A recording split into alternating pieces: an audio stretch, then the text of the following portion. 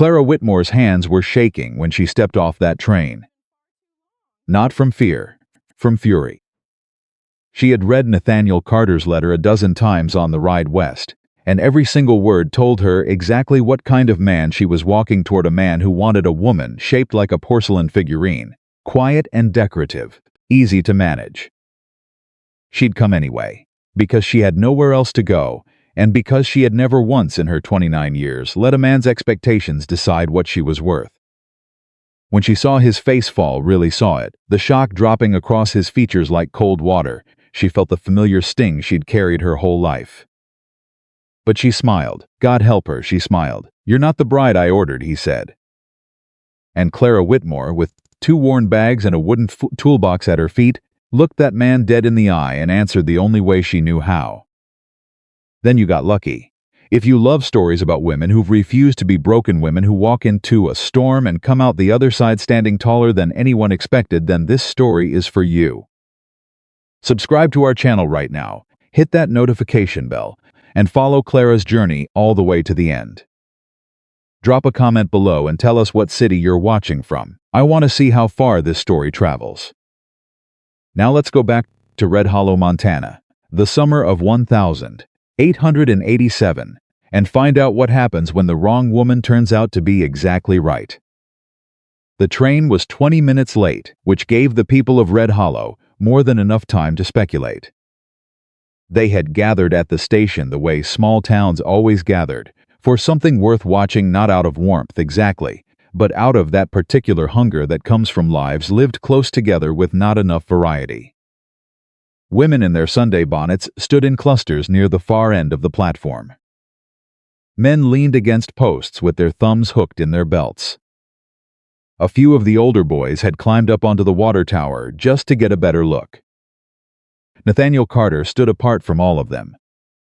He was 41 years old, broad through the shoulders, with a jaw that looked like it had been carved rather than grown, and hands that told the story of every year he'd spent on the land, every fence post driven, every calf pulled, every rope thrown in weather that had no business letting him survive it. His right hand, the one he'd mangled in the threshing machine accident 2 summers back, was wrapped in worn leather to protect what movement he'd managed to recover. He hadn't told the woman about the hand. He hadn't told her much of anything useful, if he was being honest with himself, which he tried to avoid. He'd written the advertisement in November, 3 months after his housekeeper left for her daughter's place in Billings, and 4 months after his daughter, 9-year-old Hazel, had cried herself to sleep for the 7th night in a row because she missed her mother. His son, 12-year-old Thomas, had stopped crying by then.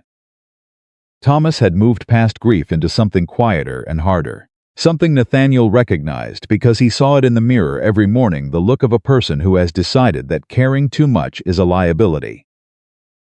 The advertisement had said, "Seeking a woman of modest temperament, industrious nature, and fair appearance, no older than 25, for marriage and household management on a working cattle ranch in Red Hollow, Montana. Good home provided, references required." He wasn't proud of the word fair. He hadn't meant it the way it read. Or maybe he had. He couldn't remember, and it no longer mattered, because the train was pulling into the station with a long shriek of steam, and whatever he had meant in November was about to meet whatever reality had decided to send him. The platform filled with noise. The crowd surged a half step forward. Children pressed between adult legs to get a better view. 3 passengers stepped off the first car, a traveling salesman with a sample case, an older minister with a black bag, a young woman in a yellow dress who turned out to be visiting her sister and caused 3 men to stand up straighter before she walked past without noticing any of them. Then the second car, a family of 4, the father carrying a baby, the mother managing a toddler, and 3 pieces of luggage simultaneously with the focused efficiency of someone who had long since stopped expecting help. Then a pause. Then Clara Whitmore stepped onto the platform, and every piece of idle chatter on that station dried up like water on hot iron. She was not what any of them had pictured. She was a tall woman, full-figured, with strong arms and a round face that might have been called pretty in different company. with dark hair pinned up under a practical traveling hat and eyes the color of good river water brown, with a kind of clarity in them that didn't quite match the situation she was walking into. She wore a gray traveling dress that had seen better days, clean but faded at the elbows, and she carried herself with the particular straightness of a woman who had been told her entire life to make herself smaller and had decided a long time ago that she simply wasn't going to. In each hand she carried a worn leather bag.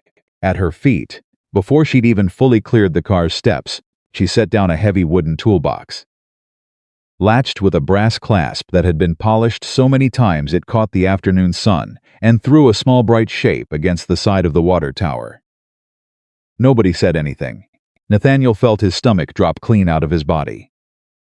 He'd known, in a distant, carefully managed way, that he was doing something reckless.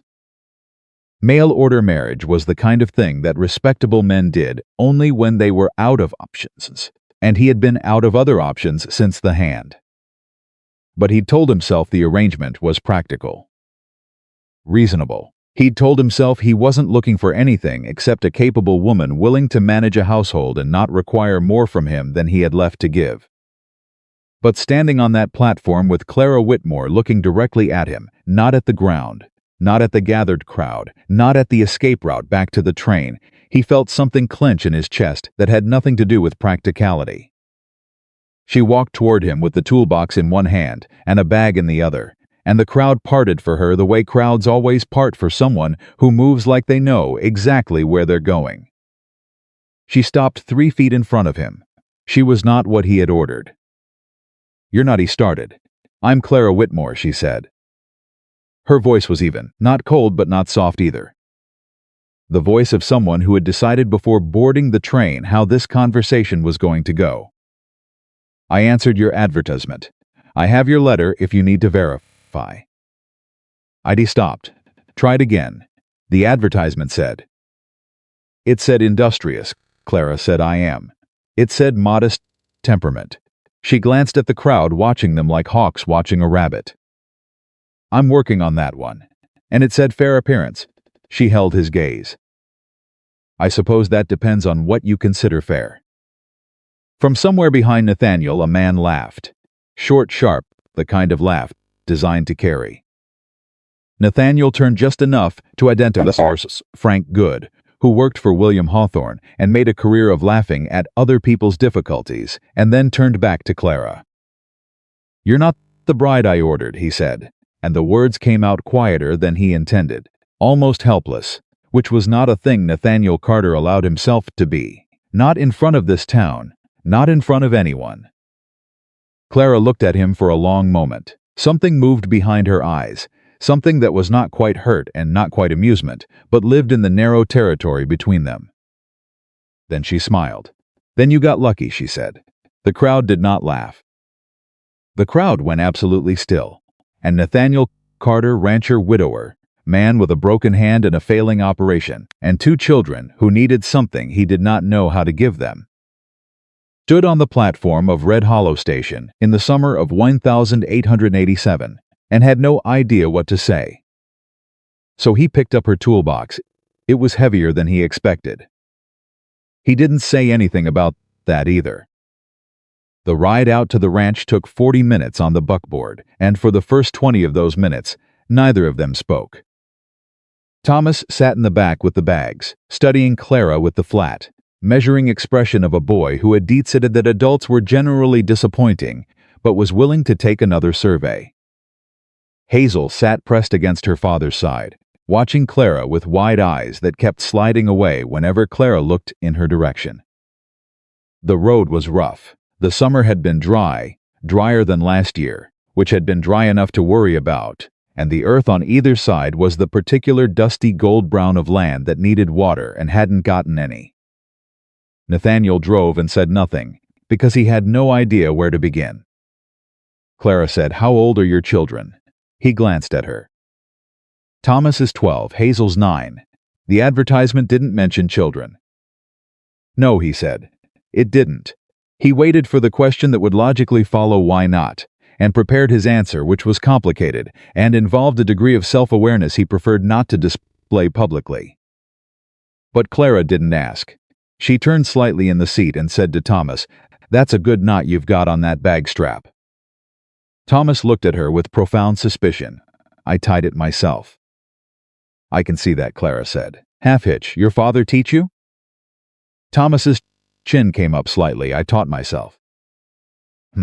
Clara said, in a tone that was neither dismissive nor impressed, but which somehow communicated that she found this information genuinely interesting. "I taught myself most things too. It's slower, but you remember it better." Thomas said nothing, but he also stopped looking at her like she was a problem. Hazel said very quietly, "What's in the box?" "Tools," Clara said. "What kind of tools?" "The kind that fix things." Clara looked at the girl. Hazel had her father's coloring dark hair, gray eyes, and her mother's absence written all over her face in the way that only children carry loss, openly, like something they haven't yet learned to hide. "Do you like to fix things, Hazel?" Hazel considered this with the seriousness it apparently deserved. "I don't know," she said. "I've never tried." "Well," Clara said, "that changes today." Nathaniel said nothing. He kept his eyes on the road. But his hands, both of them, loosened slightly on the reins. The ranch was worse than the advertisement had suggested, which Clara had already suspected, because in her experience men who wrote honest advertisements usually didn't need to write advertisements at all. She didn't say any of this out loud.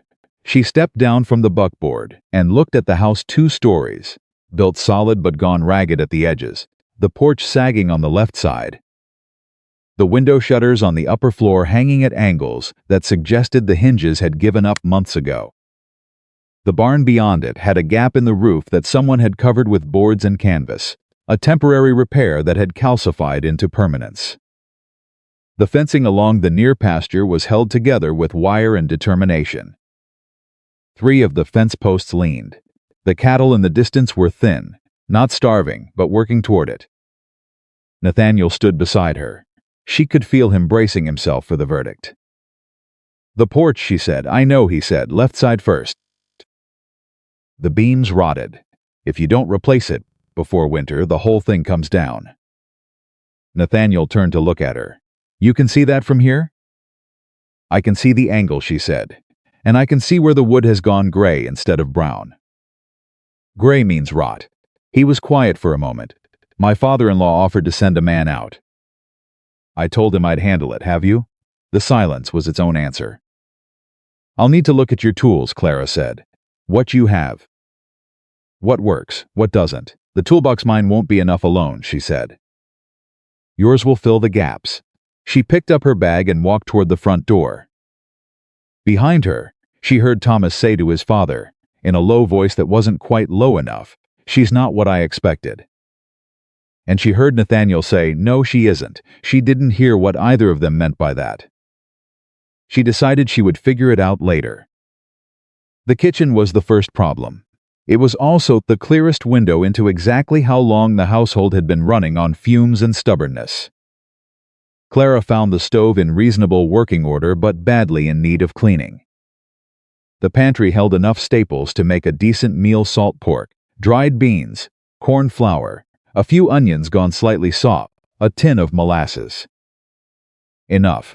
Not abundance, but enough.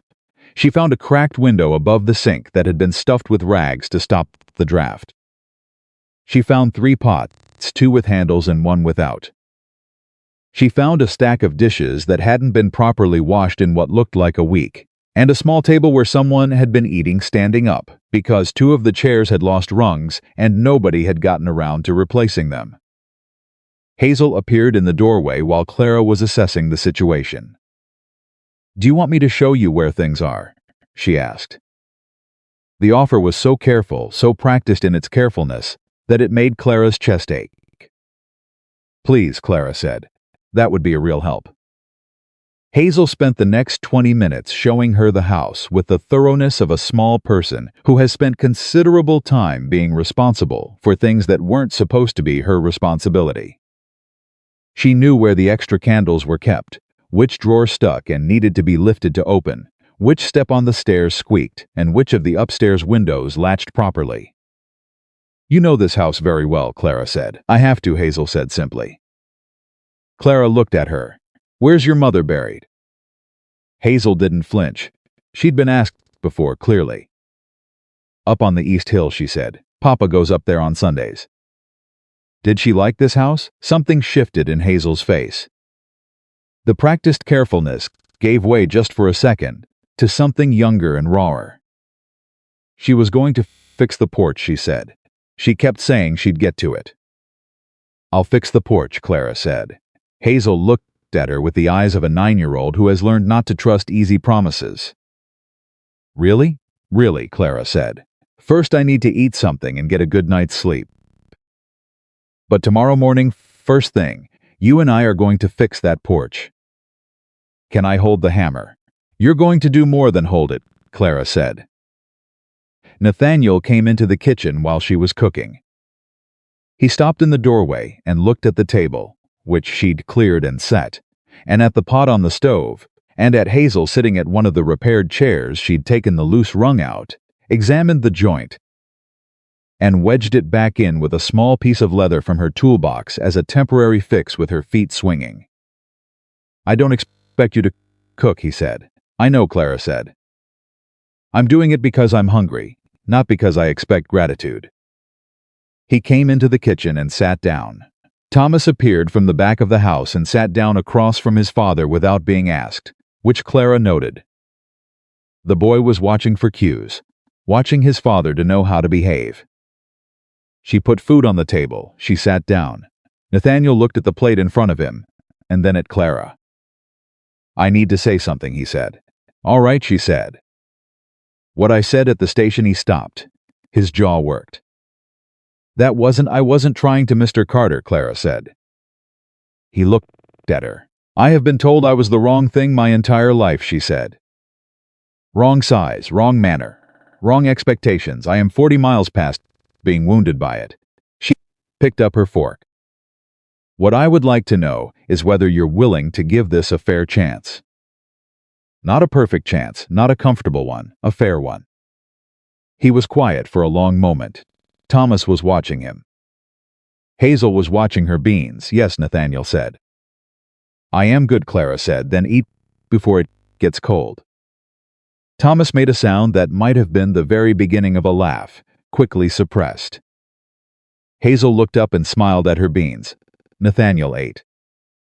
3 days into her time at the Carter Ranch, Clara had replaced the rotted porch beam, repaired 2 of the leaning fence posts, fixed the shutter hinges on the upper floor, and taught Hazel how to drive a nail straight. She had done none of this quietly. She worked with the focused intensity of someone who had always understood that the difference between a place that survived and a place that fell apart was usually not money or luck but tension, the simple act of looking at something broken and deciding it was worth the effort to fix. The town noticed Red Hollow was not a large town. It had one main street, a general store, a church, a schoolhouse, a saloon that was technically closed on Sundays, and roughly 300 people who all knew each other's business with the intimacy of a small community that had long since run out of secrets. They had been watching Nathaniel Carter, the way you watch a man standing on the edge of a cliff, not unkindly, exactly, but with a morbid fascination in whether he was going to fall. And now they were watching Clara. She came into town with Nathaniel on the 4th morning to get supplies, and the watching was not subtle. The women outside the dry goods store looked at her and then at each other with the kind of glance that communicates an entire conversation without a word. The men on the hardware side of things were more direct in their assessment. A few of them didn't bother to hide the once-over, and the conclusions they reached were visible in the way their expressions settled. The first person to speak to her directly was Millie Greer, who ran the general store with her husband and had an opinion about everything and the courage to share it. Millie Greer was 60 years old and built like a woman who had raised 6 children through 2 hard winters and come out the other side, convinced that straight talk was the only kind worth having. You're the mail-order bride, Millie said. It was not a question. I'm Clara Whitmore, Clara said. Carter's bride. That's the arrangement, Clara said. Millie looked her up and down with the brisk efficiency of someone doing an inventory. The advertisement said young and fair-looking, she said. It did, Clara agreed. You're neither, that's accurate, Clara said pleasantly. Millie blinked. She'd clearly expected either tears or defensiveness, and Clara had delivered neither. The ranching life is hard on women, she said, regrouping. I imagine so, Clara said. What's your price on salt pork? Millie told her. Clara said, I'll take 5 pounds. And do you carry linseed oil? For the wood, Millie said. Not quite a question. The barn roof repairs will last longer if the new boards are oiled, Clara said. Millie looked at her for a long moment. Then she said, I carry it. Shelf in the back, thank you. Millie started to move away and then stopped. Turned back. The Carter Ranch, she said, slower now. It's been struggling for 2 years, I know, Clara said. People are saying Hawthorne's going to buy him out before winter. People can say what they like, Clara said. She met Millie's eyes directly. I'm not interested in what people say. I'm interested in what's true. Millie looked at her for another long moment. Something in the old woman's face shifted, not warmth exactly, but a recalibration. Linseed oil's in the back, she repeated. Second shelf from the top. Thank you, Mrs. Greer. Nathaniel, who had been standing 6 feet away, pretending to examine a display of hinges, said nothing. But when they left the store, he walked slightly closer to her than he had on the way in. William Hawthorne arrived at the ranch on the 6th day. Clara was on the porch roof when she saw his horse coming up the road, a big gray gelding, the kind of horse that costs money and knows it, carrying a man who sat in the saddle like he expected the land to be grateful. She climbed down. Nathaniel came out of the barn, wiping his hands, and the set of his shoulders changed when he saw who was coming. It was subtle, but Clara had been watching Nathaniel Carter for 6 days now, and she had learned to read the small adjustments, the way his jaw set, the way his right hand tucked slightly closer to his body. The particular quality of stillness that meant he was bracing for something unpleasant. Hawthorne pulled up his horse and looked at them both. He was somewhere in his mid-50s, silver at his temples, a man who had learned a long time ago that money is most powerful when worn lightly. He smiled at Nathaniel. Carter, he said, good to see you holding on. The phrasing was designed. Clara heard it clearly. Holding on, not thriving, not managing, holding on like a man gripping a ledge. Hawthorne, Nathaniel said. Hawthorne's gaze moved to Clara. He took her in with the same efficiency that Millie Greer had used, but where Millie's inventory had been honest, Hawthorne's was calculative. He was looking at her the way a man looks at a liability. This the bride, he said to Nathaniel, as if Clara were not standing 5 feet away. I'm Clara Whitmore, Clara said. Hawthorne looked at her directly for the first time. Whitmore. Not Carter yet? Not yet, she said. Wedding's been set, Nathaniel said. His voice was even, but his jaw was tight. Of course, Hawthorne said, and smiled in a way that said he didn't believe it. I came to check in on the place. Heard you had some storm damage last spring, that east pasture fence. Wanted to see if you needed any assistance. The fence is handled, Nathaniel said. Is it? Hawthorne looked past him toward the east pasture. Then back, Carter. You know I've always said that if the land ever got to be too much, my offer stands. No shame in it. A man alone, 2 kids, 1 good hand. His gaze dropped briefly to Nathaniel's wrapped right hand. It's a lot. I'm not alone, Nathaniel said. It came out with a quiet firmness that surprised Clara. She looked at him. Hawthorne's gaze moved between them. He smiled again, easier this time, the smile of a man who has decided to be patient. Well, the offer stands regardless. You know where to find me. He turned his horse. Miss Whitmore, Mr. Hawthorne, Clara said. He rode back down the road. Nathaniel stood still for a moment after he'd gone. Then he said, He's been trying to buy me out for 2 years. I know, Clara said. He looked at her. You know? Mrs. Greer told me. The day we went into town, she paused. He's going to try harder now. Because of you? Nathaniel sounded like he wasn't sure whether to be apologetic or something else. "Because I'm evidence that you're not as close to the edge as he thought," Clara said. "A man willing to send for a bride is a man who intends to stay. That changes his timeline." Nathaniel looked at her steadily. "You worked that out from one conversation with Millie Greer." "I worked it out from 30 years of watching people decide what other people are worth," Clara said. She went back to the ladder she'd propped against the porch roof. "Where are you going?" he asked. "Porch roof. Second board on the left is soft. I want to check the joists underneath before it gets dark."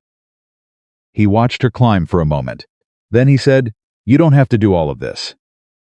Clara stopped, looked down at him from the third rung. "I know," she said. "I want to." Why? She was quiet for a moment, considering. The honest answer was complicated and involved her father's farm and a decade of work that had never been credited to her, and the particular loneliness of being good at things that no one expected you to be good at. But the short answer was simpler. "Because it needs doing," she said. "And I can do it." She climbed the rest of the way up. After a moment below her, she heard Nathaniel Carter go back to work. The trouble with Harlan Pruse started on the 8th day. Pruse was a rancher with land east of Nathaniel's smaller acreage, rougher operation, and a disposition that had soured somewhere around the time his second barn burned down, and his wife's sister came to stay indefinitely. He had opinions about most things and the volume to share them, and when he rode past the Carter ranch and saw Clara on the roof of the barn, nailing boards, he pulled up his horse and watched for a full minute before he said anything. Thomas was passing by with a load of feed. He was the one who heard it first. "What in God's name is that woman doing up there?" Prue said, not quite to Thomas, not quite to himself. Thomas stopped, set down the feed. "Fixing the roof," he said. "She'll fall," Prue said. "Woman that size up on a barn roof. She'll crack the boards straight through." Thomas's face went very still. Clara from the roof heard most of this. She kept working. "She hasn't fallen yet," Thomas said carefully. "Yet," Pruse repeated. He seemed to find this funny. Carter's going to get himself a lawsuit or a funeral, one or the other. Clara set her hammer down. She stood up on the roof carefully, because she'd learned the boards, and she knew which ones would hold, and which ones needed more time, and looked down at Harlan Pruse. "Good morning," she said. Pruse looked up at her. He'd clearly not expected to be addressed. "Is there something you need from Mr. Carter?" Clara asked. Her voice was pleasant. She kept it pleasant with some effort. "Or were you just passing through?" "Just passing," Pruse said, with the defensive dignity of a man caught saying something he'd have preferred to say only to an audience. "Well then," Clara said, "I won't keep you." Pruse looked at her for a moment. Something shifted in his face, not quite shame, but the nearest neighbor to it. He turned his horse and rode on without another word. Thomas watched him go and then looked up at Clara. "He says things like that all the time," Thomas said. There was no anger in his voice, just the flat resignation of a boy who had been hearing it for a while. "I know," Clara said. "It doesn't bother you?" She thought about lying. It would have been kinder. "It bothers me plenty," she said. But bothered doesn't mean stopped. She picked up her hammer. "Hand me those nails, would you? The ones in the coffee tin." Thomas picked up the tin and held it up to her. "You're not going to fall," he said. "No," she agreed. "I'm not." "I know," he said. "I've been watching how you walk up there. You test every board before you step on it." Clara looked down at him. The boy's face was serious, and in it she could see the shape of the man he was going to be: methodical, careful, someone who paid attention. "You've been watching?"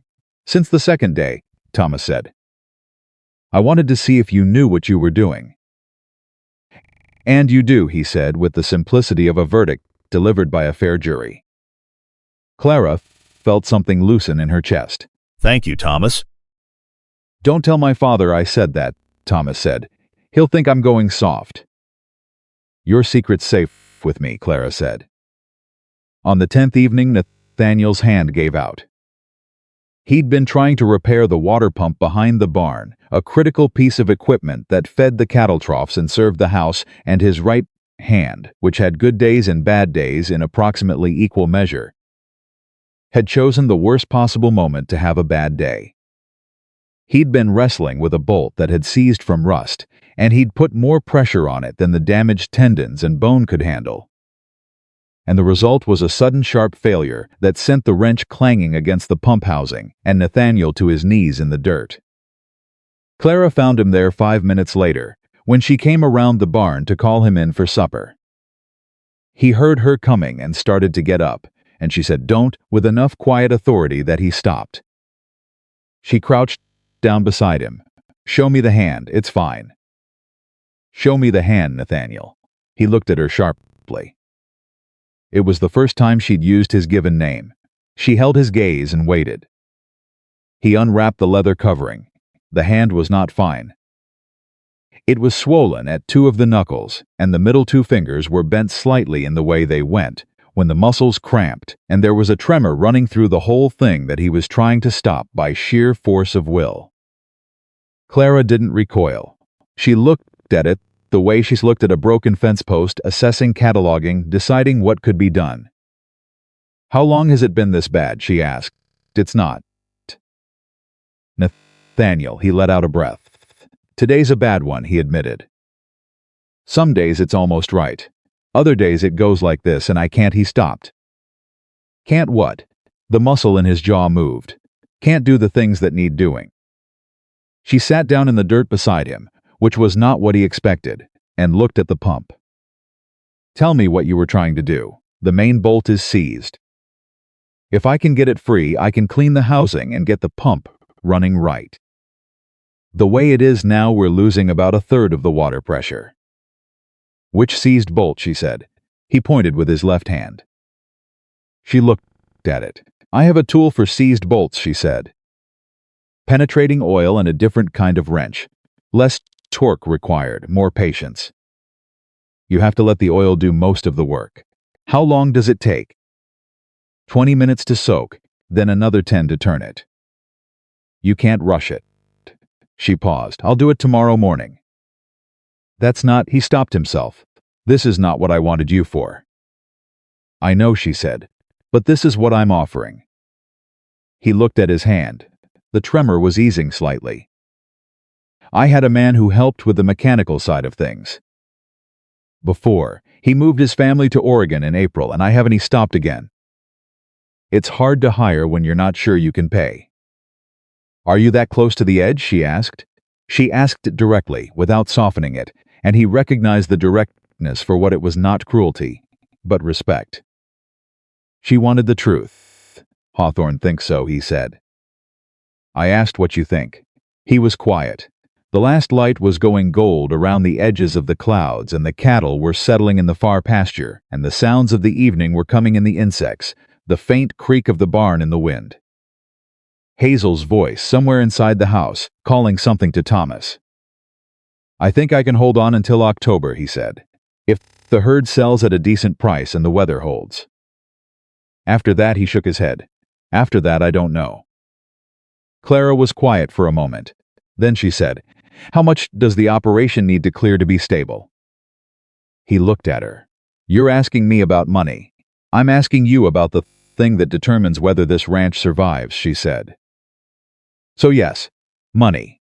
How much?" He listened. She didn't comment on the number the way he expected, with dismay or calculation, but simply listened to it the way she listened to everything, as information to be used. "All right," she said. "All right, I'm going to need to see the full operation," she said. "The cattle count, the grazing rotation, the water system layout, the fencing maps if you have them. Everything you know about the land." "Why?" She looked at him steadily. "Because I came here to be useful," she said. "And I can't be useful if I don't know what we're working with." He noticed the word "we" and said nothing about it. "Tomorrow," he said. "Tomorrow," she agreed. She got up, brushed the dirt from her skirt, and helped him up with her left hand steady under his arm, matter of fact about it, not making an event of it. They walked back toward the house. After a moment, Nathaniel said, "The children." "Yes?" He seemed to be choosing his words. "They haven't had much stability. Since their mother." A pause. "I want them to know that whatever arrangement we." Another pause. "I don't want them to get attached to something that isn't certain." Clara stopped walking. He stopped too, and turned to look at her.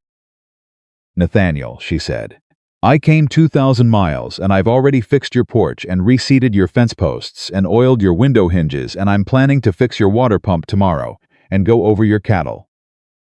Operation the day after that." She looked at him steadily.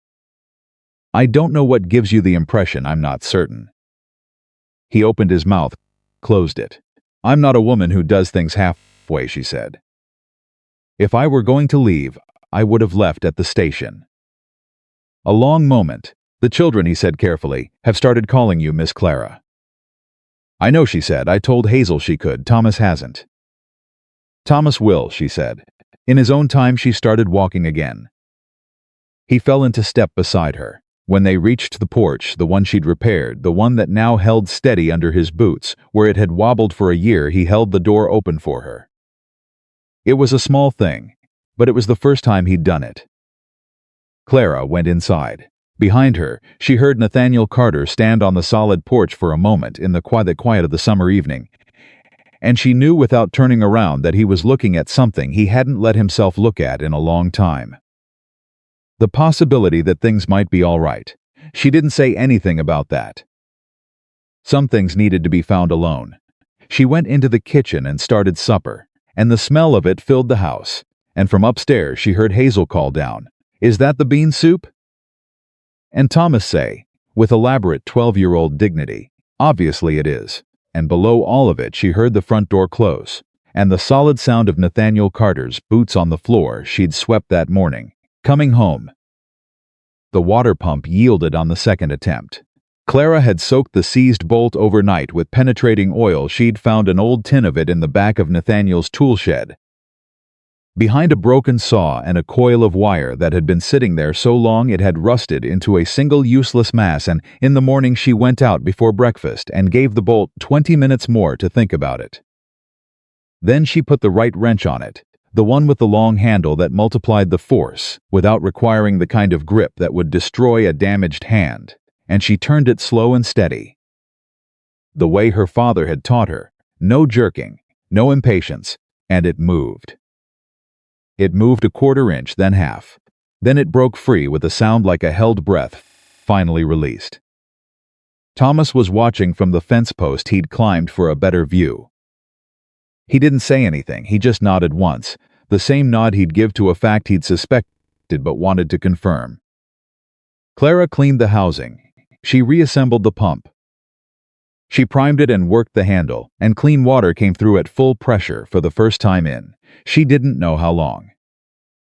But from the way Nathaniel looked when he came around the corner of the barn and heard the sound of it, she knew it had been a while. He stood still for a moment, just listening. "The pressure's right now," she said. "You'll want to check the seals on the trough connections. A few of them looked like they'd been leaking slow." "Clara," he said, "I'll show you which ones, if Clara." His voice was quiet, but it stopped her. He looked at the pump, then at her. "Thank you." It needed doing, she said, which was what she always said, but this time it landed differently, and both of them knew it. She handed him the wrench. He took it with his left hand. Behind them, Thomas climbed down from the fence post and went back to his morning chores without being asked, and that, Clara thought, was its own kind of progress. She went in to make breakfast and was halfway through slicing salt pork when Hazel appeared at the kitchen door, still in her nightgown, her hair in the loose braid she slept in, and said, without preamble, "Frank Good told Billy Ashmore that Papa made a mistake bringing you here." Clara kept slicing. "Is that so?" "Billy told me at the well yesterday." Hazel's voice was too careful, too controlled, which meant she'd been sitting on this for at least 12 hours, and it had been bothering her the whole time. "He said his father said the same thing, that Papa should have sent you back." Clara set the knife down. She turned to look at Hazel. "What do you think?" Hazel blinked. She'd expected reassurance, not a question. I think she stopped. Started again. I think the porch doesn't wobble anymore. That's true, Clara said. And the pump works, also true. And you showed me how to drive a nail straight. Hazel's chin came up slightly.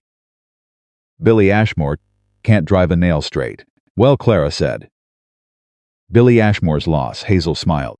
It was the first real smile Clara had seen from her, not the careful, dutiful smiles she offered when she thought someone expected them, but a genuine one, quick and bright. It changed her whole face. Are you going to stay? Hazel asked. Yes, Clara said. Papa said you might not. Your father worries about things before they happen, Clara said. She turned back to the stove. Hand me that pan, would you? Hazel handed her the pan. Miss Clara? I'm glad you're here. Clara kept her eyes on the stove. I'm glad too, sweetheart, she said. It was the first time she'd used the word. Neither of them made a point of it. The thing about a small town is that it never stops watching, and it never stops talking, and if you are any kind of unusual, the watching and the talking will reach you eventually, no matter how little you seek it out. By the end of the second week, Clara had become a subject of significant discussion in Red Hollow. She heard pieces of it at the general store.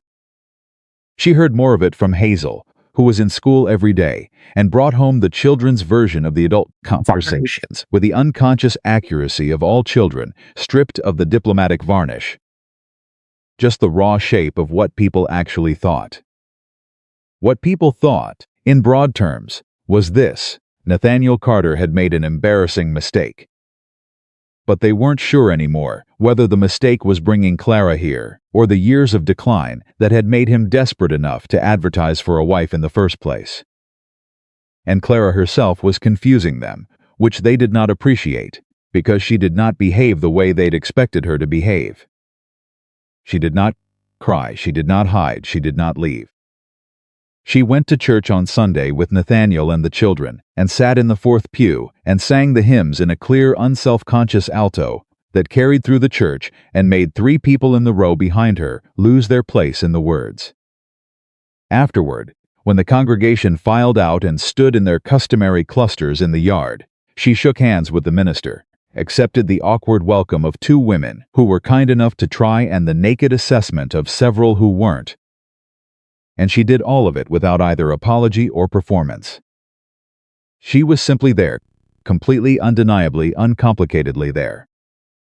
Millie Greer fell into step beside her on the walk back to the wagon and said, low enough that Nathaniel couldn't hear from where he was talking with the minister, "People are saying you've been working the ranch like a hired hand."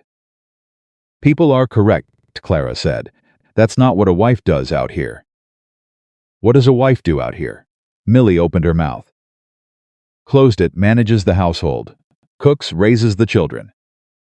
"I do all of those things," Clara said. "I also fix what's broken." She looked at Millie. "Is there a rule against that?" Millie looked affronted, then thoughtful, then something else. "The women are talking about you," she said. "Some of them think you're making Nathaniel look weak. A man whose wife has to do the hard labor. A man whose operation runs efficiently and whose water pump works and whose porch doesn't fall in is not weak," Clara said. "He's practical, Clara," Millie said, and it was the first time she'd used the given name, which meant something. "I'm trying to help you." Clara stopped walking and looked at her. The older woman's face was genuinely concerned, behind all the bluntness. "I know," Clara said, "and I appreciate it, but I can't fix what needs fixing and leave it broken to protect someone's pride. Not his, not mine. And if the town decides you're trouble." "The town decided I was trouble the moment I stepped off that train," Clara said. "I haven't changed my plans on account of that." Millie looked at her for a long moment. Then she said, with the reluctant respect of someone revising a prior judgment, "You're a hard woman to rattle." "My father rattled me plenty," Clara said. "I learned to stay upright." She kept walking. Millie kept pace beside her, and didn't bring it up again, and the following week sent a jar of preserved peaches to the ranch with Thomas when he stopped in for supplies, with no note attached. Clara put the peaches on the kitchen shelf and considered it a beginning. On the 15th day, Nathaniel showed her the maps. They were spread across the kitchen table after supper, the children in bed, the lamp burning low. The kind of quiet that settles over a house when everyone who was going to sleep has gone to sleep and the adults are left with the business of being adults. The maps were hand-drawn, amended over years, with notations in 2 different sets of handwriting, Nathaniel's, which was cramped and practical, and a woman's hand that Clara recognized without being told as the writing of the wife who was gone. Neat and deliberate, labels on the pasture sections with small drawings of where the wildflowers grew heaviest in spring. She looked at those little drawings for a moment. Then she looked at the pasture rotations. "You're overgrazing the south pasture," she said. "I know," Nathaniel said. He was sitting across from her with a cup of coffee that had gone cold. "I had to push the herd south when the north water supply failed. Before the pump. If you pull them off the south pasture for 60 days and move them here," she pointed. "The grass will recover. That's the Larson section. It's not part of my acreage. Does Larson use it?" "Old James Larson died in April. His son's in St. Louis and hasn't come back." "Is the land contested?" "Not yet." "Then petition to use it," Clara said. "Temporary grazing rights. There's a process for it." "I'll write the petition if you tell me who to address it to." Nathaniel stared at her. "You know how to write a land petition?" "My father fought a boundary dispute for 3 years," she said. "I learned to write petitions, affidavits, and formal complaints out of sheer necessity." She looked back at the map. "If you get the 60-day rotation, the south pasture comes back strong by fall. The herd has better grass. They come to market weight faster. You get a better price." He was quiet for a moment. "That's actually workable," she said. "Yes," he said. "Good." She smoothed the edge of the map. "Now tell me about the water rights on the north section." He looked up. "What about them?" "The North Stream," she said. "It crosses your land and it feeds Pruce's east pasture." "Do you have documented rights to it?" Nathaniel set his coffee cup down slowly. "I have the original deed. Is the stream mentioned specifically?" He stopped. "I don't know. I haven't read it in years." "We need to read it," Clara said. "Tonight if you have it." "Why tonight?" She met his eyes. "Because Hawthorne's land is north of yours. And the North Stream's headwaters start on Hawthorne property. If he ever decided to divert that water," she left the rest of the sentence in the air between them. It landed. She watched it land. Nathaniel's chair pushed back from the table before she'd finished the thought. He went to the back room, where the deed box was kept, and she heard him moving things, and then silence, and then he came back with a folded paper, old, handled at the creases, and spread it on the table beside the maps. They read it together, shoulder to shoulder, the lamp between them. Clara found the clause in the 3rd paragraph from the bottom. She put her finger on it and read it aloud, including all watercourse rights natural and continuous flowing across said parcel from north boundary to south as of the date herein. "That's the stream," Nathaniel said. "That's your stream," Clara said. "Legally, unambiguously yours," but she looked at him. "Has anyone ever tried to contest it?" "Not to my face." "Get a copy made of this deed and file it with the county recorder's office," she said. "This week. Don't wait." Nathaniel looked at her. "You think Hawthorne's planning something with the water?" "I think a man who wants your land and has been patient for 2 years is waiting for the moment when you're most vulnerable," she said.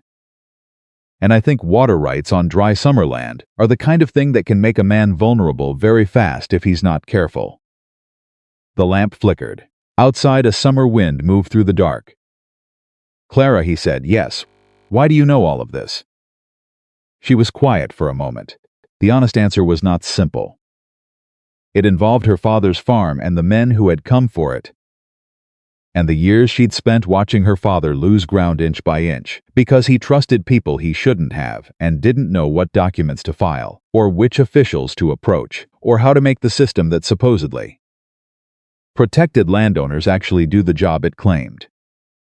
Because I watched someone I loved lose everything he should have kept, she said. And I decided a long time ago that I would learn how things worked before they needed working. He held her gaze. My father, she said. He was a good man, he didn't know enough. A long quiet. Then Nathaniel said, I should have read the deed years ago. You should have, she said. But you didn't, and here we are, and the information is still good. Don't waste time on what you should have done.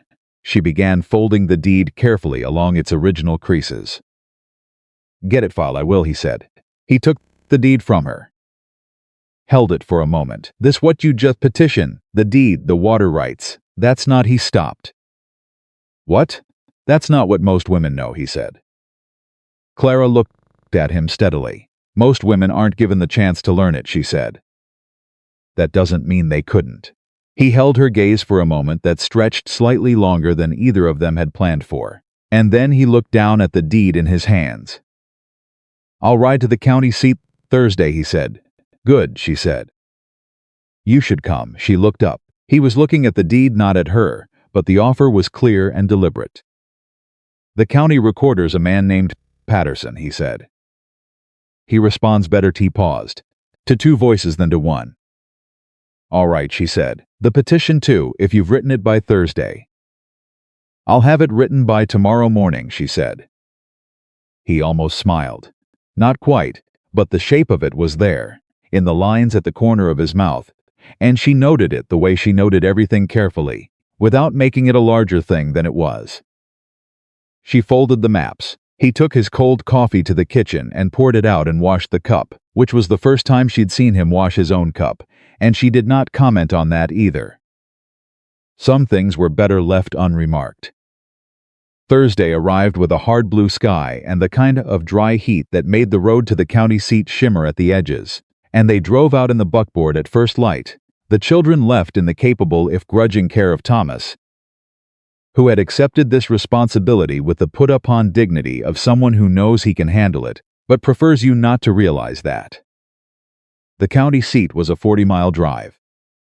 They left before sunrise and reached the outskirts by mid-morning, and for most of that drive they talked about the ranch with its specific focused efficiency that had become the natural language between them, practical, detailed, honest, with none of the polite circling that characterized conversation between people who are afraid of each other. Clara had the petition in her bag, written in her clear, even hand. Citing the Larson parcel boundaries and the precedent for temporary grazing rights under the Montana territorial statutes, she'd looked up in the legal reference book she'd found on Nathaniel's shelf, apparently unread. She'd also written a second document, a formal notice of recorded water rights, to be filed alongside the deed copy, establishing a paper trail that would make any future challenge significantly harder. When she laid both documents on the counter at the county recorder's office, the man behind it, Patterson, red-faced, mid-40s, with the permanently skeptical expression of a man who processed other people's problems all day, looked at them and then at her, and then at Nathaniel. She wrote these, he said to Nathaniel. She did, Nathaniel said. Patterson read them. His skepticism receded slowly, replaced by the professional expression of a man who recognizes competent work regardless of its source. The petition's in good order, he said. Larson's estate is in probate. I'll have to route it through the probate court as well, but the precedent is solid. Should have a ruling in 3 weeks. And the water rights filing, Clara asked. Patterson looked at her directly for the first time. Also in order. We'll record it today. He looked back at Nathaniel. Your wife prepared these. She's my... Nathaniel began, and then he stopped, and the word that came out was yes. Clara looked at him sideways. He was looking at the counter. Good thing, Patterson said, with the brisk approval of a man who had seen too many poorly prepared documents in his career. Save you trouble later. Sign here. They signed. On the steps outside the office, in the full heat of the midday sun, Nathaniel said, I'm sorry. For what? For hesitating when he asked. He looked at her. We haven't. The ceremony hasn't. Nathaniel, she said. Yes, I know what I am and what I'm not, she said. It doesn't require an apology. It felt like one was needed, he said. She looked at him for a moment.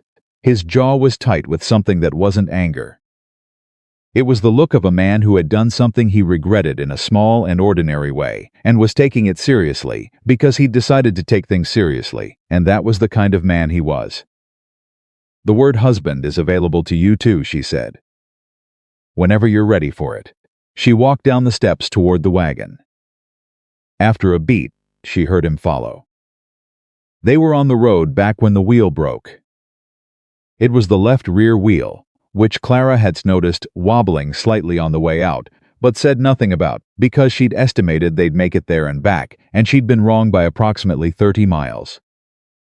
The wheel didn't break catastrophically. It shed the outer iron tire with a grinding shriek, and the buckboard lurched sideways and dropped, and the horse spooked and pulled.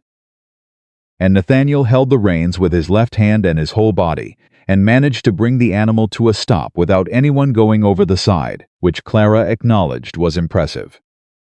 They sat for a moment in the sudden quiet. Then Clara said, "I have a spare tire iron in the toolbox." Nathaniel turned and looked at her.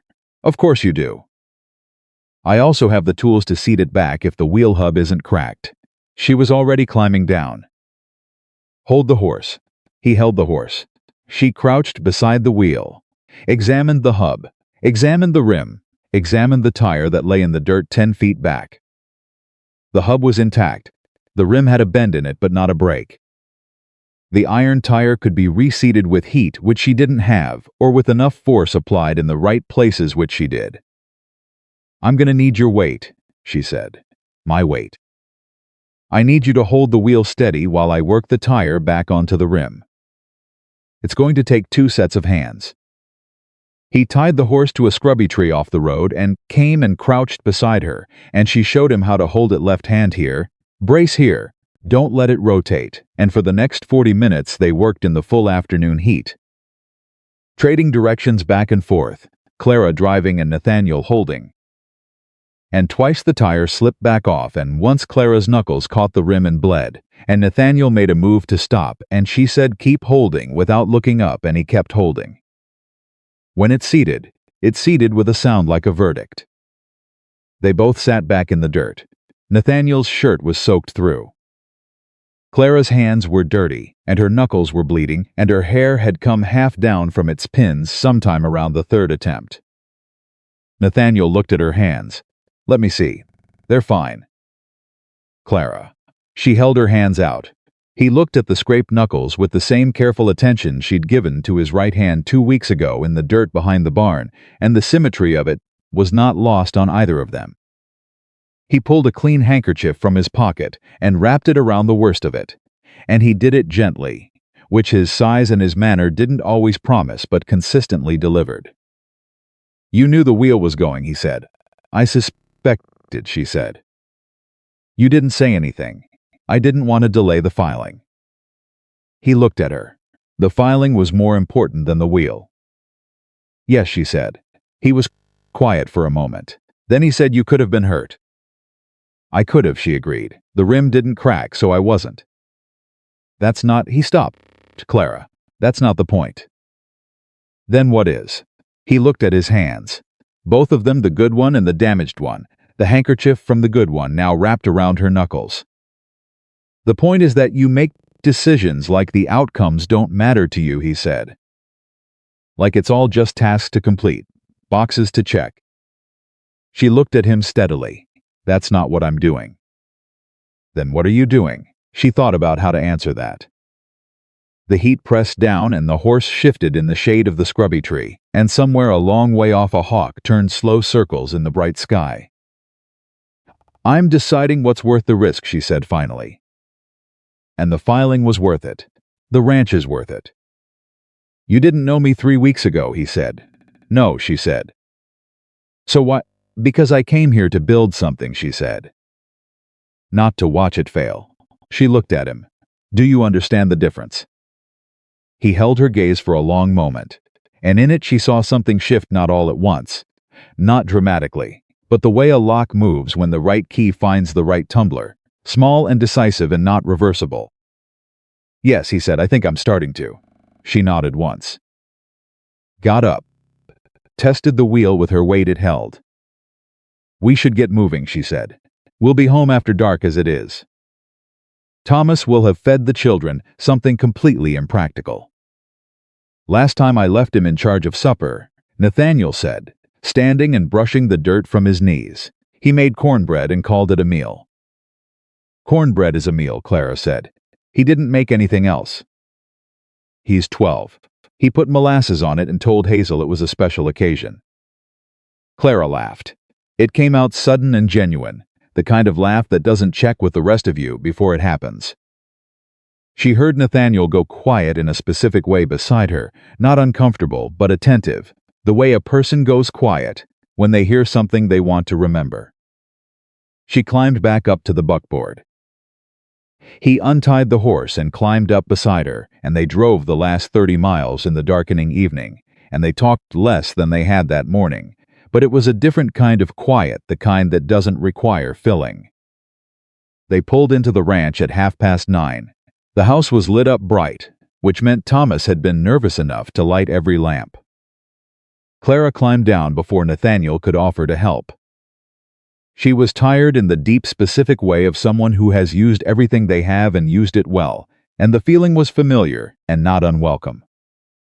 Thomas appeared in the doorway. He looked at the wheel, then at Clara's bandaged hand, then at his father, then at the wheel again. "What happened?" he said. "Tire came off the rear wheel," Nathaniel said. "Did you fix it?" "Miss Clara fixed it," Nathaniel said. Thomas looked at Clara. "Are you all right?" "I'm fine," she said. "What did you feed your sister for supper?" A pause that answered the question before he did. "Cornbread," he said, "with molasses." Another pause. "It's a versatile grain," Thomas said, with such profound dignity that Clara had to look away to keep her composure. "Go to bed," Nathaniel said. "Is there bed, Thomas?" Thomas went. Clara took the lantern from beside the door, started toward the barn to check the water trough levels before turning in, because the pump seals had been uncertain and she'd been away all day, and Nathaniel said, behind her, "I'll do it." She turned. "Go inside," he said. "I'll check the troughs." She looked at him. He looked back at her with the particular stubborn steadiness of a man who has decided something and is not going to be argued out of it. "The seals on the south trough," she started. "I know about the seals," he said. "You showed me Tuesday." He held out his left hand. "Give me the lantern." She gave him the lantern. He went toward the barn. She went inside and washed her face and sat down at the kitchen table for the first time that day, and the silence of the house settled around her like something earned. When Nathaniel came back in from checking the troughs, all secure, all holding, he found her exactly where he'd left her. He set the lantern on the shelf. He sat down across from her. He did not say anything for a moment. Then he said the petition. "If it comes through, and the deed's filed, and the herd rotates the way you described," he stopped. "It could work. All of it. It could actually work." Clara looked at him. "I know," she said. "You knew before I did." "Yes," she said. He looked at his hands on the table. "Both of them. I stopped believing this place could work," he said. "Somewhere in the last 2 years, I stopped believing it." "I know that, too," she said. "How?" "Because you were doing everything right and waiting to fail," she said. "There's a particular way a person works when they've already decided it's over." "I recognize it." He was quiet. "From your father?" "From my father," she said. She got up, put the kettle on for tea, because the evening had cooled and she was tired and she wanted something warm before bed.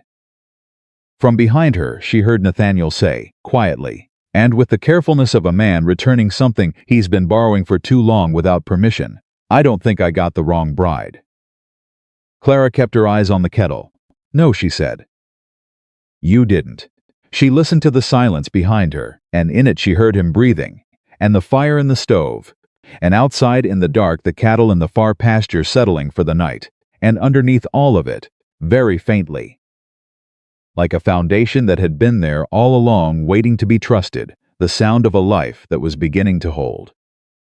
The petition came back approved in 19 days, not 3 weeks. Patterson had apparently pushed it through the probate court with unusual speed, which Millie Greer told Clara was because Patterson had never seen a land petition, drafted that cleanly in 20 years of county service.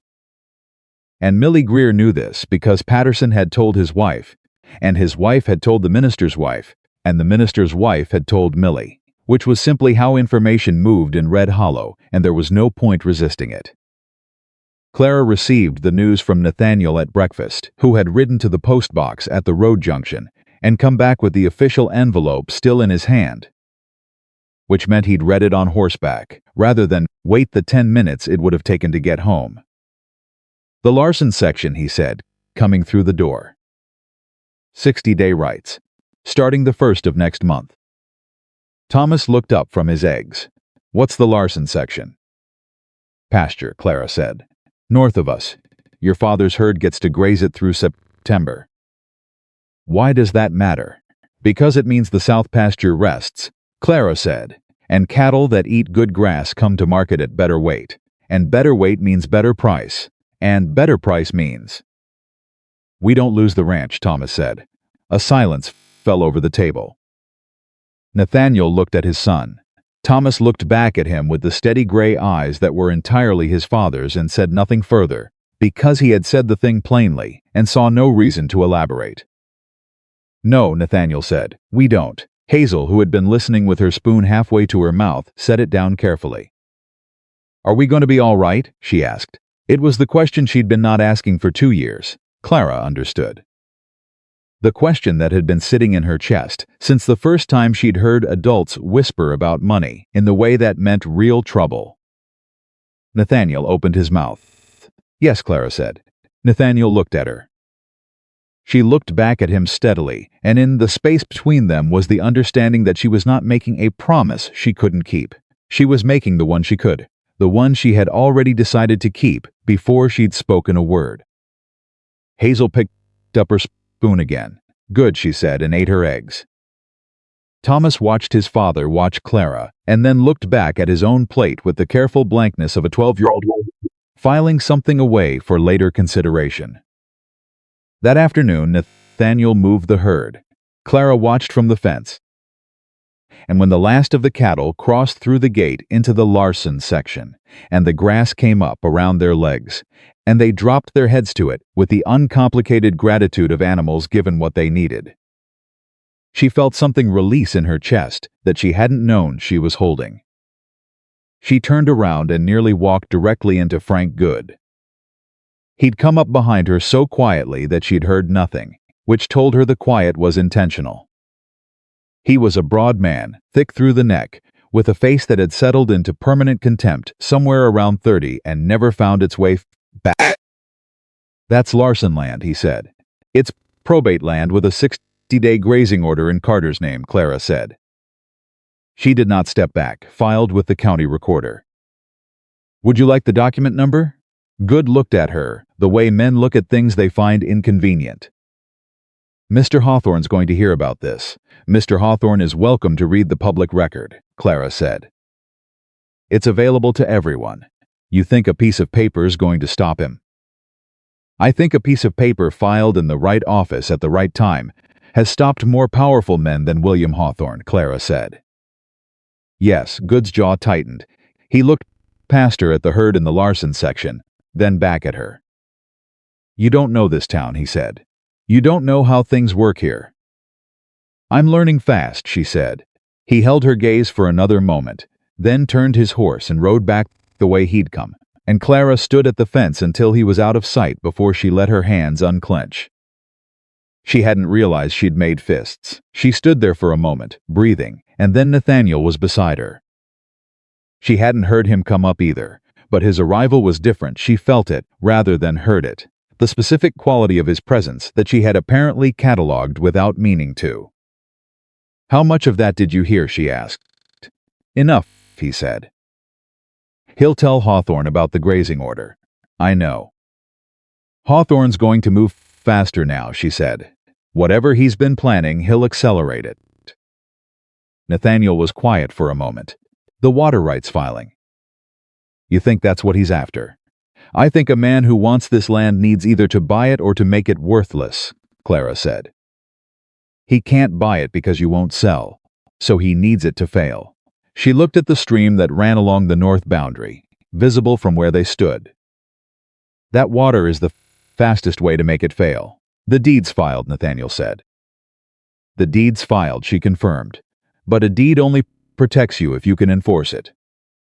Has Hawthorne ever interfered with the stream before? Not directly. What does not directly mean? Nathaniel's jaw tightened. 2 summers ago, before the hand, the stream ran low for 3 weeks in August. I assumed it was the drought. Where does the stream start on Hawthorne's land? There's a spring, he said, up in the north pasture. Feeds into the stream about a mile above my property line. Clara looked at him. He looked back at her, and she watched the thought arrive in his face, the connection she'd already made, the one that turned 2 summers ago's drought into something that might not have been a drought at all. We need to ride up there, she said. Not to confront anyone, she said. To look, to know what we're dealing with before it deals with us. He was quiet. The cattle grazed behind them. The stream ran along the boundary, steady and clear. Tomorrow morning, he said. Tomorrow morning, she agreed.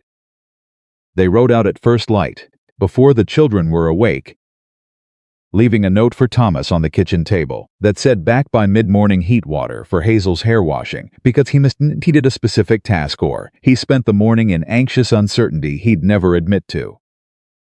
The north pasture was Nathaniel's land up to the boundary fence, and beyond it was Hawthorne's range, wide and well-watered, the kind of land that had been managed by money for long enough that it looked easy even when it wasn't. They rode along the boundary fence until they reached the stream crossing, and then they followed the stream north, staying on Nathaniel's side of the fence. And Clara looked at the water level, and at the banks, and at the ground on the far side of the fence the way she looked at everything carefully, the way you look when you're looking for evidence rather than confirmation. She found it 20 minutes in. Stop, she said. Nathaniel pulled his horse up. She was looking at the fence line on the far bank. Or rather, she was looking at what was beside the fence line on the far bank, the disturbed earth, the fresh timber, the shape of something that had been recently built. What is that, she said. It wasn't quite a question. Nathaniel looked. His face went very still. It was a diversion structure. Simple, rough, not yet complete, but unmistakably what it was. A log-and-earth construction angled across the channel just above the property line, positioned to redirect the stream flow eastward across Hawthorne's land, rather than allowing it to continue south onto Nathaniel's. Not finished, but not far from it. He's been building it on his own land, Nathaniel said very quietly. There's nothing stopping him from redirecting the water before it crosses onto mine.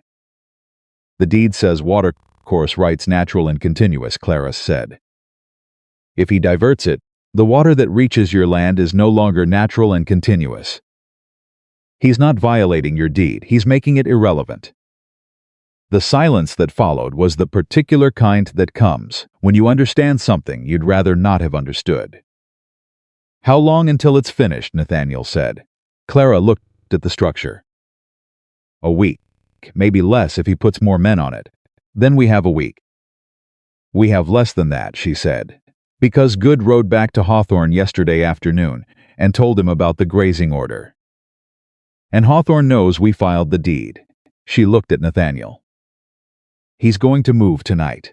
Nathaniel turned his horse toward home without another word, and Clara turned hers to follow, and they rode back at a pace that said everything neither of them was saying out loud. Nathaniel wanted to ride directly to Hawthorne's and confront him.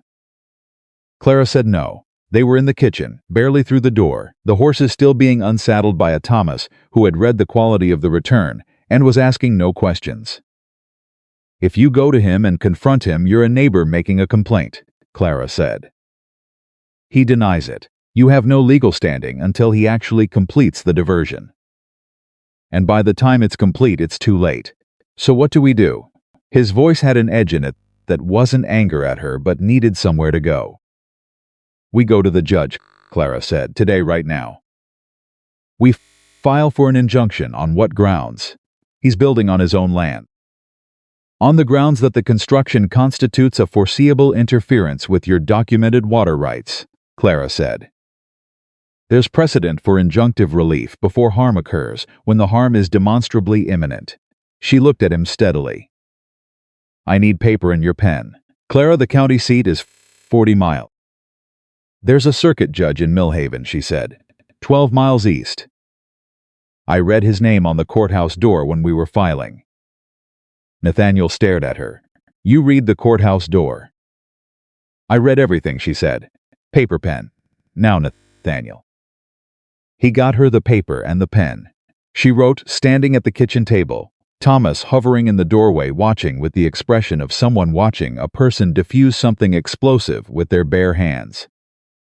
Hazel sat on the stairs and did not pretend she wasn't listening. Clara wrote for 20 minutes without stopping. When she finished, she handed it to Nathaniel. He read it. He read it again. "Where did you learn to write like this?" he said. "A lawyer in my father's town," she said. "He let me read his case files when I was 14. I asked him to explain every document until I understood it." She took the paper back, folded it. "Can you reach Millhaven and back before dark? If I leave now." "Then leave now." She held the paper out to him. "The judge's name is on there. If he pushes back, tell him the diversion structure is less than a week from completion. That's your leverage." He took the paper. He looked at her. The kitchen was loud with all the things neither of them had time to say. "I'll be back before dark," he said. "I know," she said. He went. Thomas stepped fully into the kitchen from the doorway. He was quiet for a moment, looking at Clara with those measuring gray eyes. "Is the ranch going to be all right?" he said. Not the way Hazel had asked, not with a child's need for reassurance, but with the flat seriousness of someone who wanted the honest answer. "I don't know yet," Clara said, "but we're fighting for it." "That counts for something." Thomas nodded. He picked up his hat from the hook by the door. "I'm going to check the north fence," he said. "See if anyone's been near the stream from our side." Clara looked at him. He was 12 years old, and he had decided, quietly and without announcement, that he was going to be useful. "Take the dog," she said. He went. Hazel came down from the stairs. She stood in the kitchen doorway looking at Clara with the particular expression she wore when she was carrying something heavy. "Mr. Hawthorne came here once," she said, "last fall. When Papa was in town, he talked to me and Thomas." Clara went very still. "What did he say?" Hazel's voice was careful. "He said it was a shame Papa was struggling so hard. He said if we ever needed anything, his house was always open." She paused. "He brought candy. Did you take it?" Hazel looked at her. "Thomas told him thank you and put it in the barn for the horses." Clara breathed. "Good boy," she said, and meant it down to her bones. "He scared me," Hazel said. "I don't know why. He was being nice." "Sometimes people are nicest when they want something," Clara said. She crouched down to Hazel's eye level. "You were right to be scared. Your instincts were good. Don't doubt them." Hazel looked at her. Then she said with a child's devastating directness, "Are you scared right now?" Clara held her gaze. "Yes," she said, "a little." "What do you do when you're scared?" "I work," Clara said. "I do the next thing that needs doing." Hazel thought about this. What needs doing right now? Clara straightened up. "Lunch," she said. "And then I'm going to write 2 more documents. One for the County Board of Water Rights and one for the Territorial Land Office. Because if the judge says no, we need to be already moving on the next step. Can I help with the documents?" "You can copy headings when I tell you to," Clara said. "Your handwriting's better than mine." This was not precisely true, but Hazel's handwriting was very good, and she needed something to do with her hands, and Clara understood that particular need in the cellular, bone-deep way of someone who had lived it. They made lunch. They wrote documents. Outside, Thomas walked the north fence with the dog. and the stream ran its steady course along the boundary, and the afternoon moved over them with the weight of something that was not over yet. Nathaniel came back at dusk. He had the look of a man who had ridden hard and talked fast and wasn't sure yet whether it had been enough. He came into the kitchen and sat down, and Clara put coffee in front of him and said, "Tell me." "The judge heard me," he said. He read the document. He asked 3 questions. Which 3? Whether the diversion structure was on Hawthorne's land. Whether the deed language covered continuous flow specifically. And whether I had a witness to the structure's existence. Clara sat down across from him. "What did you say?" "I said yes to the first 2. And for the third," he stopped. "And for the third," she said, "I said my wife had seen it with me." The word wife dropped into the kitchen like a stone into still water, and they both felt the rings of it spread outward. "He accepted that?" Clara said. "He accepted it," Nathaniel said. "He's issuing a temporary restraining order. Hawthorne has to cease construction until the matter is heard. Hearings in 10 days. Clara let out a breath, slow and controlled, and she was proud of how controlled it was. 10 days, she said. 10 days, he confirmed. But he stopped. "What?" "Hawthorne's going to know by morning," he said. "And he's going to know exactly who drafted the injunction application." He looked at her. "He's not a man who forgives that kind of interference." "I know," she said. "This changes things, between him and us." He was playing a slow game before. He shook his head. "This makes it personal." "It was already personal," Clara said. "He was going to take your ranch. I just made it harder." "Clara." His voice had something in it she hadn't heard before. Not fear, not anger, something older and more complicated. "I need you to understand what I'm saying. Hawthorne has influence in this territory that goes beyond the law. He has friends on county boards, and he has money, and he has men who do what he asks without needing to be asked twice. The injunction slows him down. It doesn't stop him." "Nothing stops him except winning," Clara said. "I know. That's why I wrote the county board filing and the territorial land office notice today while you were gone." He stared at her. "Multiple filings," she said. "Multiple jurisdictions. Each one creating a record, each one making any interference with this property more complicated and more visible." She put the 2 documents on the table. "He can work around 1 filing. He can't work around 5 without attracting the kind of attention that powerful men can't survive." Nathaniel looked at the documents, then at her, then at the documents again. "You've been planning this since the night we read the deed," he said. "Since the night you told me Hawthorne had been patient for 2 years," she said. "Patient men have plans. Plans need to be disrupted early." "A long quiet, my wife," he said. And this time he said it differently than he had in front of the judge, not as a designation, not as a legal term, but as something he was trying out in his own mouth, turning it over, seeing what it felt like. Clara did not look away. "Is that what I am? I think—" He stopped. His jaw worked. "I think that's what I want." "Then say it plainly," she said. "I don't do well with almost." He looked at her with the directness of a man who has made a decision and is standing behind it. "I want you to be my wife," he said. "Not an arrangement. Not a convenience, my wife." The kitchen was very quiet. "All right," Clara said. "All right," he repeated. "We can talk about the ceremony after the hearing," she said, and stood up to refill his coffee. He made a sound that was not quite a laugh, but was the closest thing to one she'd heard from him, and said, "You're a remarkable woman, Clara Whitmore." "Clara Carter," she said, without turning from the stove. The silence that followed was the best kind, the kind full of something good. The storm hit on the 3rd day after the injunction was served. It came from the northwest, which was the direction Red Hollow storms always came from, and which the old-timers could read in the clouds 12 hours out, but this one moved faster than anyone predicted. And by the time it announced itself clearly, it was already on top of them. Clara woke at 2 in the morning to the sound of the barn door. Not wind. the specific rhythmic bang of a door that had come unlatched, which was different from a door the wind had broken open. And she knew the difference because she'd spent the last 3 weeks learning every sound this ranch made. She was up and dressed in 4 minutes. Nathaniel was already in the hallway. He'd heard it, too. The cattle, he said, and the north fence, she said. If that storm's as bad as it sounds, the section we repaired last week is going to take the worst of it. The posts were new, they haven't settled yet. I'll take the north fence, he said. You take the barn. Thomas, let him sleep, we can handle it. She went to the barn. The door was swinging hard in the rising wind, and she wrestled it back and latched it properly, then moved through the dark interior with the lantern she'd grabbed from the hook inside the door, checking the horses, checking the cattle in the near pen, checking the stored feed that they couldn't afford to have water damaged. The roof held.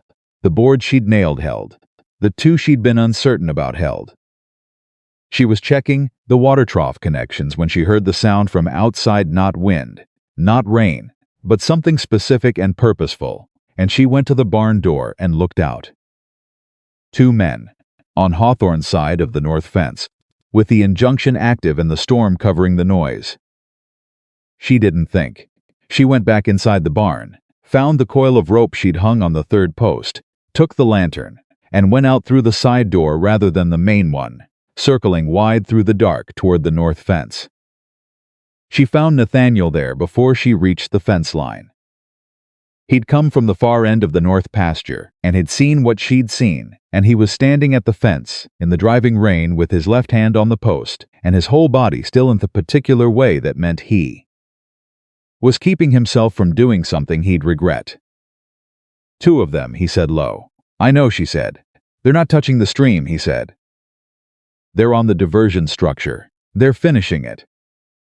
Clara looked. He was right. They weren't completing the diversion tonight, the storm would prevent that, but they were reinforcing it, driving additional stakes, adding weight to the foundation, so that when the injunction hearing came and went, whatever the outcome, the structure would be far enough along that completion was a matter of hours. Nathaniel, she said. I know, he said. The word was rock hard. Not tonight, she said. Not in the rain. Not where it's their word against ours. They're violating the injunction. They're on their land, she said. The injunction restrains completion of the diversion, not presence on their own property. If you go over that fence, you hand him the confrontation he wants on ground he chose. She put her hand on his arm.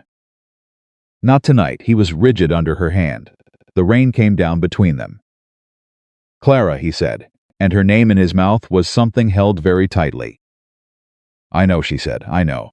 But we need witnesses and daylight and law. She held his arm. Come back inside. He stood there for another 10 seconds. Then he turned away from the fence.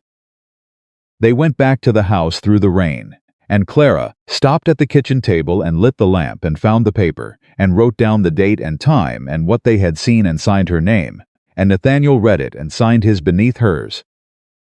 And she folded it and put it in the deed box with the other documents. Evidence, not satisfaction, not justice, not yet, but evidence. The judge needs to hear about this before the hearing, she said. First thing tomorrow, Nathaniel said. I'll ride to Millhaven, she said. You need to be here to manage the fence damage from the storm, she said. And I know what to say to Patterson. She looked at him. Let me go. The muscle in his jaw moved. You're not going alone. I'm going with Thomas, she said. He can ride. From the doorway, Thomas said, I've been awake for 20 minutes. They both turned. He was standing in the doorway in his boots and his nightshirt, his hair all directions, his face composed with the absolute seriousness of someone who has been listening to everything and has made a decision about where he stands. I'll ride with you, Miss Clara, he said. Nathaniel looked at his son. Then at Clara. First light, he said. First light, Clara confirmed. The storm pressed against the windows. The lamp held. The documents in the deed box sat in the dark waiting for morning, and outside the rain came down on the Carter Ranch and on Hawthorne's land alike, indifferent to either, The way weather is always indifferent, and in that indifference, something was becoming clear that had not been clear before. This fight was not going to be won quietly or quickly or without cost.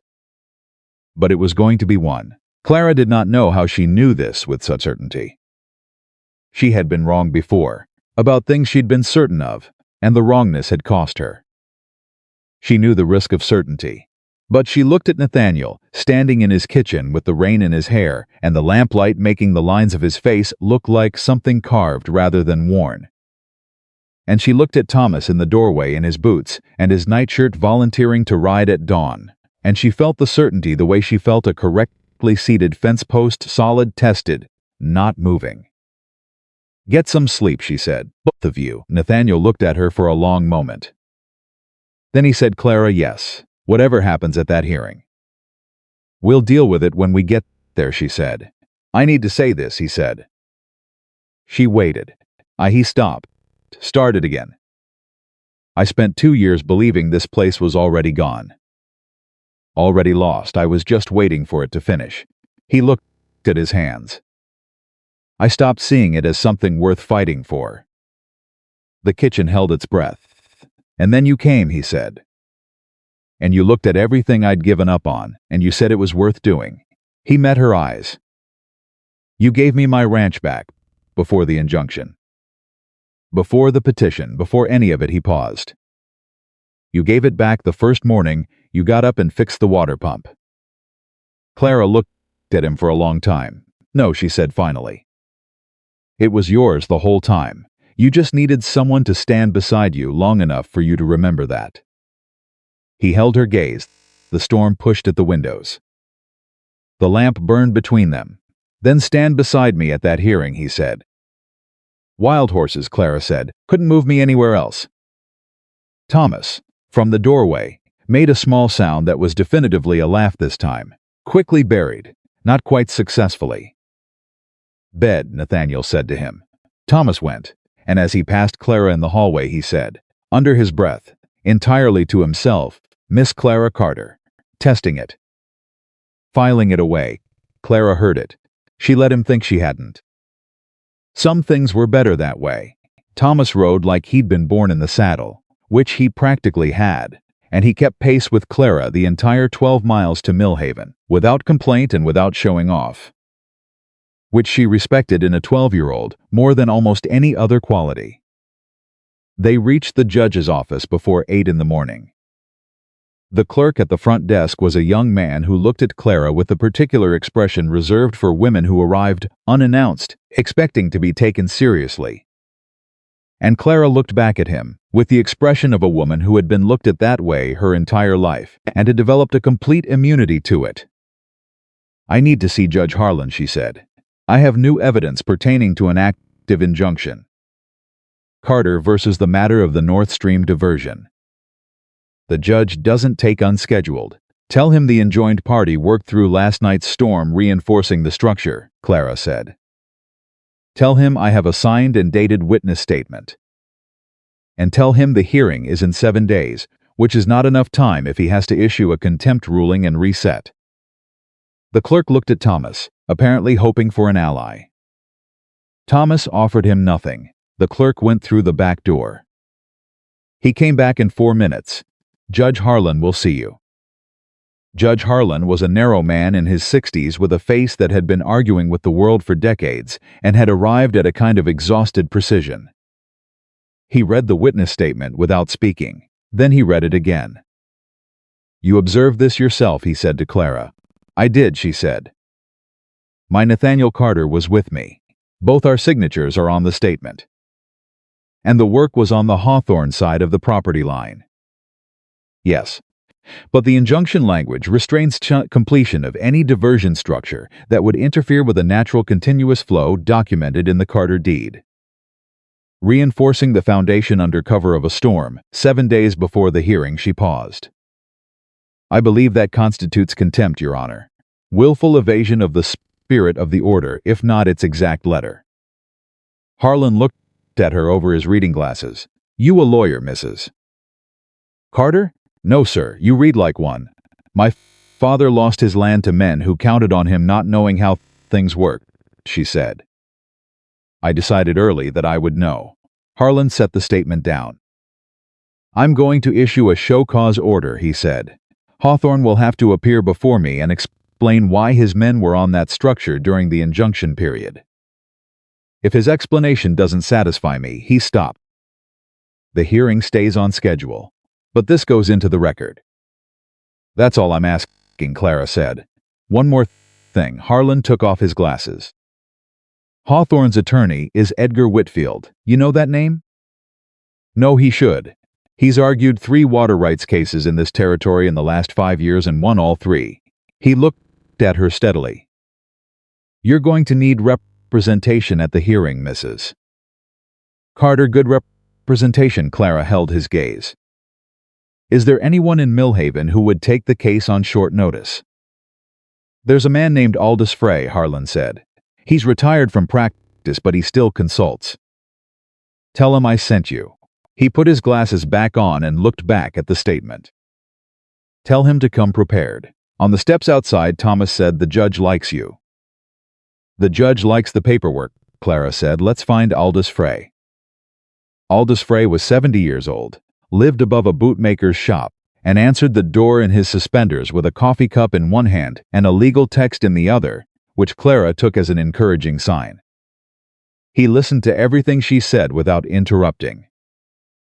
He read the documents she'd brought: the deed, the water rights filing, the witness statement, the injunction copy, with the focused attention of a man who had never learned to read carelessly.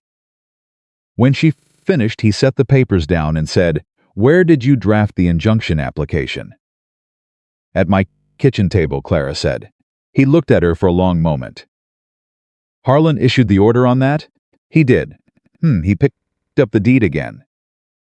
The watercourse language is strong. Natural and continuous is specific.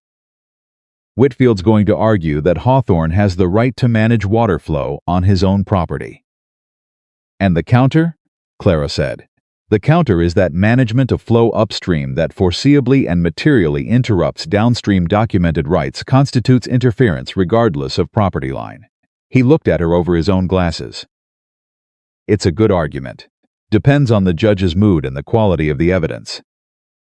We have a witness statement from the night of the storm, Clara said. And I have 3 separate filings across 2 jurisdictions creating a documented record. Frey's eyebrows rose slightly. You filed with the Territorial Land Office as well? And the County Board of Water Rights. He was quiet for a moment. Mrs. Carter, what exactly did you do before you came west? Survive, she said. He almost smiled. I'll take the case, he said. I'll need everything you've brought me, plus anything else Carter has. And I need to know about the grazing petition too that Larson Parcel Business will help establish that Carter is actively developing and improving his operation, which argues against Hawthorne's probable claim that the ranch is distressed and the water rights are therefore of limited use. I can have everything to you by tomorrow afternoon, she said. Tomorrow morning, Frey said. The show-cause hearing Harlan's issuing will likely be day after tomorrow. I want to be ready. Thank you, Mr. Frey. Thank Harlan, Frey said. He doesn't send me work he thinks I can't win. On the ride back, Thomas was quiet for a long stretch. Then he said, you knew about Aldous Frey before we went to the judge. Clara glanced at him. I'd heard the name. From where? Millie Greer mentioned him 3 weeks ago when she was telling me about the county's history, Clara said. I filed it away. Thomas absorbed this. You file everything away. I tried to, she said. Papa didn't know any of this was possible, Thomas said. It wasn't an accusation. It was an observation, and the weight of it was the weight of a son who loves his father and has been watching him fail, with the helpless clarity of someone who can see the problem but can't name the solution. Your father knows the land, Clara said. He knows the cattle and the water and the grass and the weather. He built something real out here. She looked straight ahead. What he didn't know was how to fight the people who wanted to take it. That's a different kind of knowledge, but you know it. I do. Thomas was quiet. Then why did you come here, really? The advertisement was Papa told me what it said. You didn't fit it. Clara smiled. I didn't, so why? She thought about how to answer that honestly, in the way Thomas deserved, not simplified, not protective, but true. I had spent my whole life being good at things that nobody gave me credit for, she said. And I was tired of it. I wanted somewhere that needed what I actually had. She paused. Your father's advertisement said industrious. That word was enough. Thomas let that sit for a moment. He almost sent you back, he said. That first day, I know, I'm glad he didn't. So am I, she said. They rode the rest of the way in the easy quiet of two people who have said enough. Nathaniel met them in the yard when they returned. He read Clara's face before she said a word, and his shoulders came down slightly from where they'd been. Frey's taking the case, she said, dismounting. The judge is issuing a show cause order. There'll be a preliminary hearing day after tomorrow, and the main hearing in 7 days. Hawthorne will know by this afternoon, Nathaniel said. Yes, she said, and he's going to come here. You think so? I know so, she said. He's a man who likes to look people in the eye when he thinks he's winning. He'll come to offer you a way out before the hearing. Something that sounds reasonable. Something that lets him save face while you lose everything. Nathaniel was quiet. And when he does, you tell him the matter is before the court, Clara said, and refer him to your attorney. Nothing else. Don't argue, don't justify. Don't let him make it personal. It is personal, I know, she said. Keep it anyway. He looked at her for a moment. You've done this before. My father did it wrong, she said simply. I watched what happened when a man let his anger into a negotiation he should have kept cold. She met his eyes. Don't give Hawthorne your anger. He'll use it. Nathaniel nodded slowly. Then the cattle on the Larson section need rotating tomorrow. The south pasture should be ready for the near herd by end of the week. It was a pivot from the legal battle back to the ranch, the daily work, the things that kept the operation running while the fight played out around it. And Clara recognized it for what it was, not avoidance, but the discipline of a man who understood that you can't save a ranch by only fighting for it. You also had to work it. I'll help Thomas with the rotation in the morning, she said. I'll start on the south pasture fence sections, he said. 2 posts came loose in the storm. They went to work. Hawthorne came the next morning. He came alone, which was either confidence or strategy, and he arrived at a time when Clara was in the barn, and Nathaniel was at the fence line, and only Hazel was at the house. Which told Clara he'd watched the property long enough to know the morning patterns. She came around the side of the barn and saw his horse at the rail, and her stomach tightened. She got to the porch in time to hear Hazel say, through the screen door, in a voice of extraordinary 9-year-old composure, my father's at the fence. I can get him if you need. I'd appreciate that, sweetheart, Hawthorne said. Don't call her that, Clara said. Hawthorne turned. He'd seen her approaching and had decided not to show it, which meant he'd been watching her out of the corner of his eye since she'd come around the barn. Mrs. Carter, he said. Mr. Hawthorne. She came up the porch steps and stood between him and the screen door. Hazel, go find your father, please. Hazel went, the screen door closed. Hawthorne looked at Clara with the assessing calm of a man who has won enough confrontations to be genuinely curious about the ones that don't go to plan. I came to talk to Nathaniel, he said. I know, she said. He'll be here shortly. I wanted to discuss the situation before it gets further out of hand, he said. These legal proceedings, it's not good for anyone. The territory is small. People have to live together. They do, Clara agreed. The hearing's going to be costly, he said. For both sides. Whitfield doesn't come cheap. Neither does Aldous Frey, Clara said pleasantly. Something shifted in Hawthorne's face. Not much, but enough. He hadn't expected Frey's name. Frey's retired, he said. He came out of retirement, she said, a pause. That's an unusual choice, Hawthorne said carefully. He found the case interesting, Clara said. Hawthorne looked at her. Behind the smooth manner and the silver temples, she could see him recalculating the way a man does when the board looks different than he thought it did. "I'm prepared to be generous," he said to Nathaniel. "To the family. There's no reason this has to end badly for anyone." "What are you offering?" she said. "A fair price for the property," he said. "More than fair. Enough to start clean somewhere easier." "The Carter Ranch isn't for sale," she said, Mrs. Carter. "The matter is before the court," she said. "Anything further you'd like to discuss, you're welcome to take up with Aldous Frey." Hawthorne looked at her for a long moment. The pleasant mask was still in place, but the eyes behind it were doing something different, calculating, cold, the look of a man deciding how much of his real self to let show. "You're a problem," he said. It came out almost conversational. "I've been told that before," she said. "You don't belong here," he said. It was quiet, precise, designed to find a crack. "You came out of nowhere. You don't know this land or these people or what it costs to build something here. You're playing at this." Clara held his gaze. "I repaired the water pump, reseated the fence posts, oiled the barn roof, filed a grazing petition, documented water rights across 2 jurisdictions, and had a restraining order issued on your construction project," she said. "In 23 days," she paused. "How long did it take you to build what you have, Mr. Hawthorne?" The silence was absolute. Then Nathaniel's voice came from behind her. "I think you've said what you came to say, William." She hadn't heard him approach. Neither had Hawthorne, and the involuntary shift in his expression when he looked up and found Nathaniel standing at the bottom of the porch steps showed it. Nathaniel had clearly heard most of the exchange.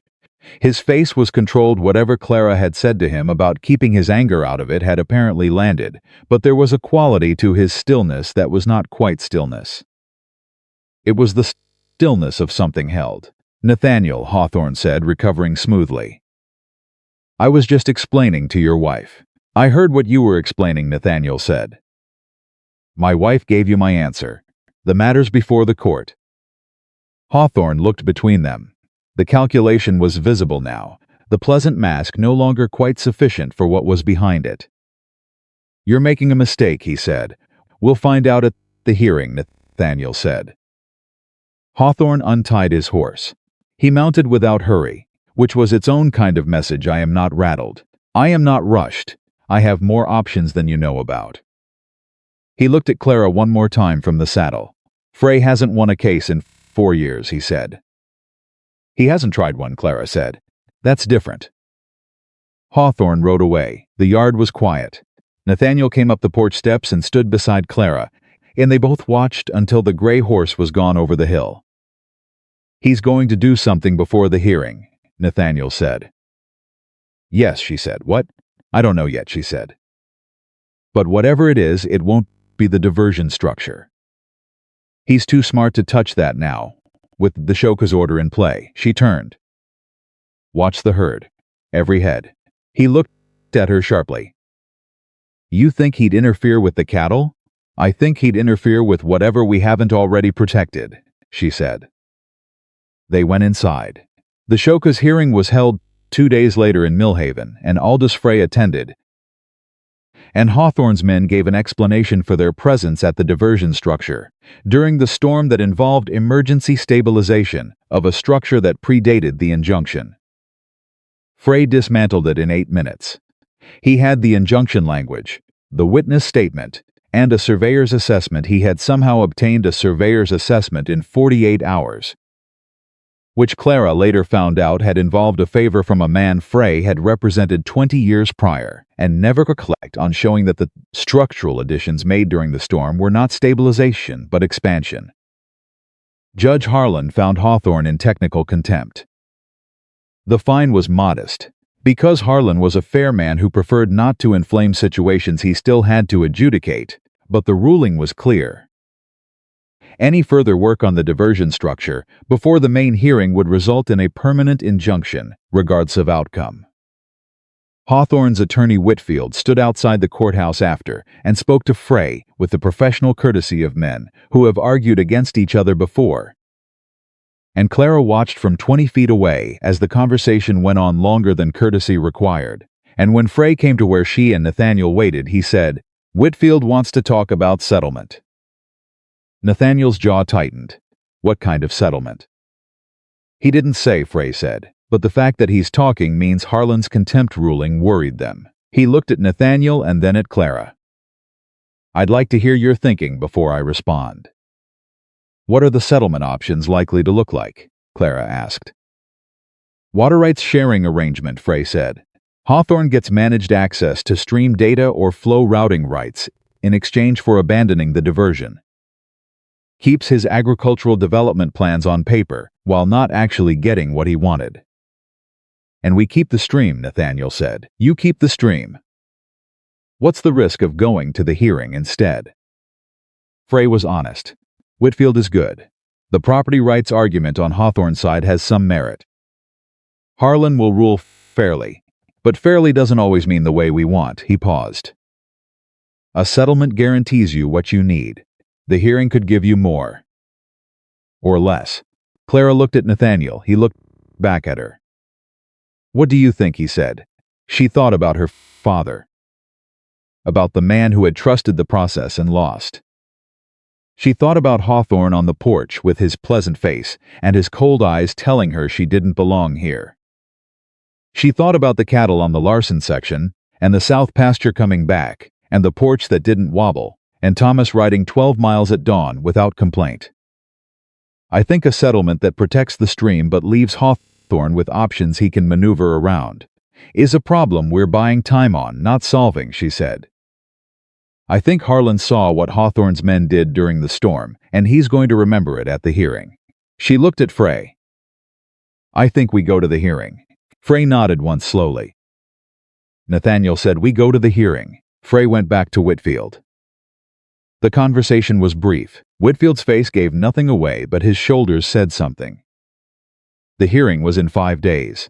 Those 5 days were the longest of Clara's life, and she had lived through some long ones. She worked. She worked the way she'd always worked, when fear was pressing against her ribs with complete attention with her hands, with the specific discipline of turning anxiety into forward motion. The south pasture fence, the barn loft. A leak in the kitchen roof she'd noticed and filed away for later, and now pulled forward because later was better than never, and she needed something to nail.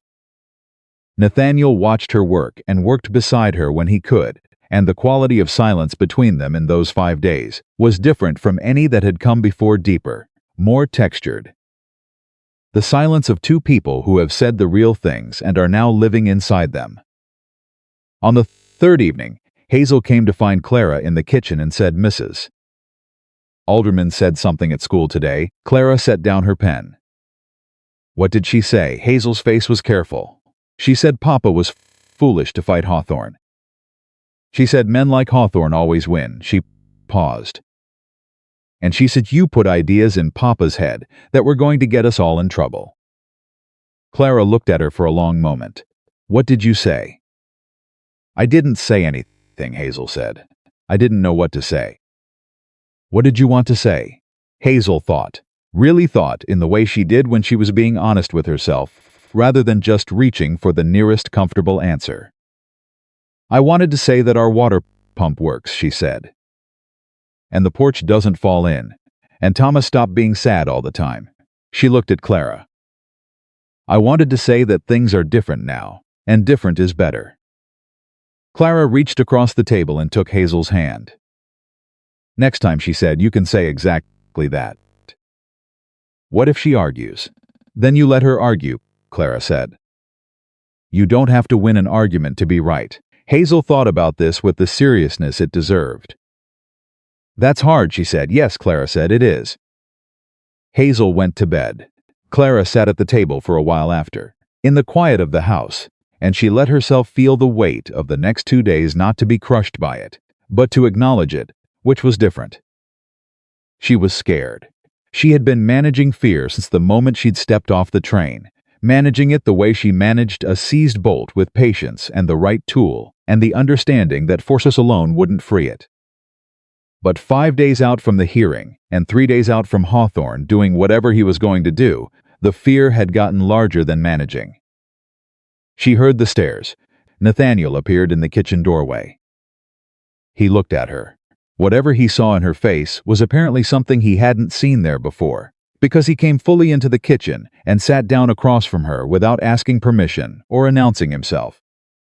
"Tell me," he said. She looked at him. "I'm scared," she said. "I don't usually say that out loud, I know," he said. "I've been running this like a campaign," she said. "Filing and strategizing and staying 3 steps ahead. And I still don't know if it's going to be enough." She held his gaze. "I don't want to lose this for you. For me," he repeated. "This is your ranch," she said. "Your family's land." "Your children's," he said. She stopped. "This is our ranch," he said. Quiet, certain. The way he said everything when he meant it down to the floor. She held his gaze. "You fixed the pump," he said. "You fixed the porch. You wrote the petitions and filed the documents and rode to Millhaven in the rain and stood on your front porch and told the most powerful man in the county that his money didn't scare you." He paused. "This stopped being just my ranch somewhere around the 2nd week. Maybe earlier." Clara breathed. "Nathaniel, you came here to build something," he said. "You told me that the day you got back from the county seat with a repaired wheel and scraped knuckles." He leaned forward slightly. "You've been building it every day, right here with both hands." His eyes didn't move from hers. "This is yours as much as mine." The lamp burned between them. "We might lose," she said. "We might," he said. "Frey said Whitfield is good." "Frey's better," he said. "You saw to that." She almost smiled. "I'm not usually afraid," she said. "I know." He reached across the table. His left hand, his good hand, came to rest over hers on the table, not grasping, not dramatic, just present. Steady, the way he was steady. "I was afraid for 2 years," he said. "You showed me that afraid and done are different things." She turned her hand under his. Their fingers settled together. "The hearing's in 2 days," she said. "I know we should sleep." "Yes," he said. Neither of them moved. Outside the window, the summer dark pressed close, and the cattle were settled, and the stream ran along the north boundary, carrying the same water it had always carried, faithful and indifferent, doing what water does finding its way downhill. Following the path it had always known, refusing to be stopped by anything that hadn't yet proven strong enough to stop it. "Clara," Nathaniel said. "Yes. When this is over," he stopped. "When this is over," she said, "ask me again." He looked at her. "You know what I'm going to ask." "I know," she said. "Ask me anyway." When it's he nodded. They sat at the table in the lamplight for a while longer, their hands together on the worn wood of the table she'd scrubbed clean every morning for 23 days, and outside the ranch they had fought for held its ground in the dark. And the hearing was 2 days away, and neither of them were afraid in the way they had been before. Afraid, yes, but not alone, and that, Clara had learned a long time ago, is the whole difference. The morning of the hearing, Clara was up before the sun. She didn't wake Nathaniel. She dressed in the dark, went down to the kitchen, and put the kettle on, and she stood at the stove with her hands around an empty cup, and she let herself feel the full weight of the day exactly once the fear, the uncertainty, the knowledge that she had done everything she could think to do, and it still might not be enough, and then she set it down and left it there and started making breakfast. Thomas appeared at 6. He came into the kitchen already dressed, his hair combed with the deliberate precision of someone who understood that how you showed up mattered. "You didn't sleep," he said. "I slept some," Clara said. "Papa didn't either," Thomas said. "I heard him at 2 in the morning." "He'll sleep tonight," she said, "one way or the other." Thomas sat down. "Are we going to win?" She looked at him. He was 12 years old, and he was asking her the honest question. The one he wouldn't ask his father, because he was trying to protect his father the way children of struggling men learned to do, carrying the worry quietly, so the adult doesn't have to see it reflected back. "Frey is good," she said. "Our case is solid. The Shufa's ruling went our way." She paused. "And yes, I think we're going to win. You think or you know?" I think she said. Knowing is for after. Thomas nodded. He accepted this. It was the kind of answer he trusted precisely because it wasn't absolute. Nathaniel came down at 6:30. He looked at the table, at the food Clara had made, at Thomas sitting straight-backed and ready, and something moved across his face that he didn't try to name. He sat down, he ate, he said, "We leave at 7:30. I know, Clara said. Frey wants us there by 9. I know, she said. Clara. She looked at him. Whatever happens today. Ask me tonight, she said. Like you said you would. His jaw settled. He nodded once. He went back to his eggs. Hazel came down at 7 and was told she was staying with Millie Greer for the day, which she received with the specific displeasure of a child who knows she's being protected and resents the protection while simultaneously accepting it. She hugged Clara before they left, hard and quick, the way children hug when they're scared but don't want to say so. Come back with good news, she said into Clara's shoulder. That's the plan, Clara said. The Millhaven courthouse held 30 people in its main room. And by the time Nathaniel and Clara and Thomas arrived, Thomas had refused to stay behind with such quiet, absolute certainty that Nathaniel had stopped arguing after the second attempt. There were already 20 in the gallery. Red Hollow had sent its people. Millie Greer was there, which surprised Clara until she remembered that nothing in a 100-mile radius happened without Millie knowing about it and deciding it required her presence. The minister was there. 2 of the ranchers whose properties bordered the North Stream were there, which was more significant than it appeared, because they had their own interests in the water rights outcome, and their presence was a statement. Harlan Prowse was there. Clara saw him in the 3rd row and felt the complex mix of emotions that came with it. Prowse, who had mocked her from his horse while Thomas set down his feet and didn't flinch. Prowse, who had called her a liability in words just short of her hearing. He wasn't looking at her. He was looking at his hands. Frank Good was there, which meant Hawthorne had sent an observer. Hawthorne himself sat at the respondents' table with Edgar Whitfield beside him. Whitfield was a lean, composed man in an excellent suit who radiated the specific confidence of someone who had been winning arguments professionally for decades. He did not look at Clara. He looked at Frey, with the assessing calm of a man taking the measure of an opponent. Frey was already seated at the petitioner's table, his documents arranged with the quiet efficiency of someone who has done this enough times that preparation is automatic. He glanced at Clara when she sat beside Nathaniel and gave a single small nod that meant, "We're ready." Judge Harlan entered. Everyone stood, everyone sat. And the hearing began. Whitfield opened first. He was, as advertised, extremely good. He laid out Hawthorne's position with the measured clarity of a man who knows that overstatement is the enemy of persuasion. Hawthorne had property rights on his own land. He had the right to manage water flow within his property boundaries. The watercourse language in the Carter deed described historical conditions rather than a guaranteed future state, and no reasonable reading of the injunction could permanently prohibit a landowner from developing his own property. He was reasonable. He was calm. He cited 3 precedents with the ease of a man who had memorized them years ago and never needed to look them up. Clara listened to every word. She made 4 small notes on the paper in front of her and slid it to Frey without looking at him. Frey read it. She felt him go very slightly still. Then it was Frey's turn. Aldous Frey did not open with precedent. He opened with the deed. He read the watercourse clause aloud. All watercourse rights, natural and continuous, across said parcel from north boundary to south, as of the date herein, and then he read it again, slower. And in the silence after the second reading, he said, "Your Honor, the word continuous is doing significant work in this language. It is not merely descriptive. It is promissory.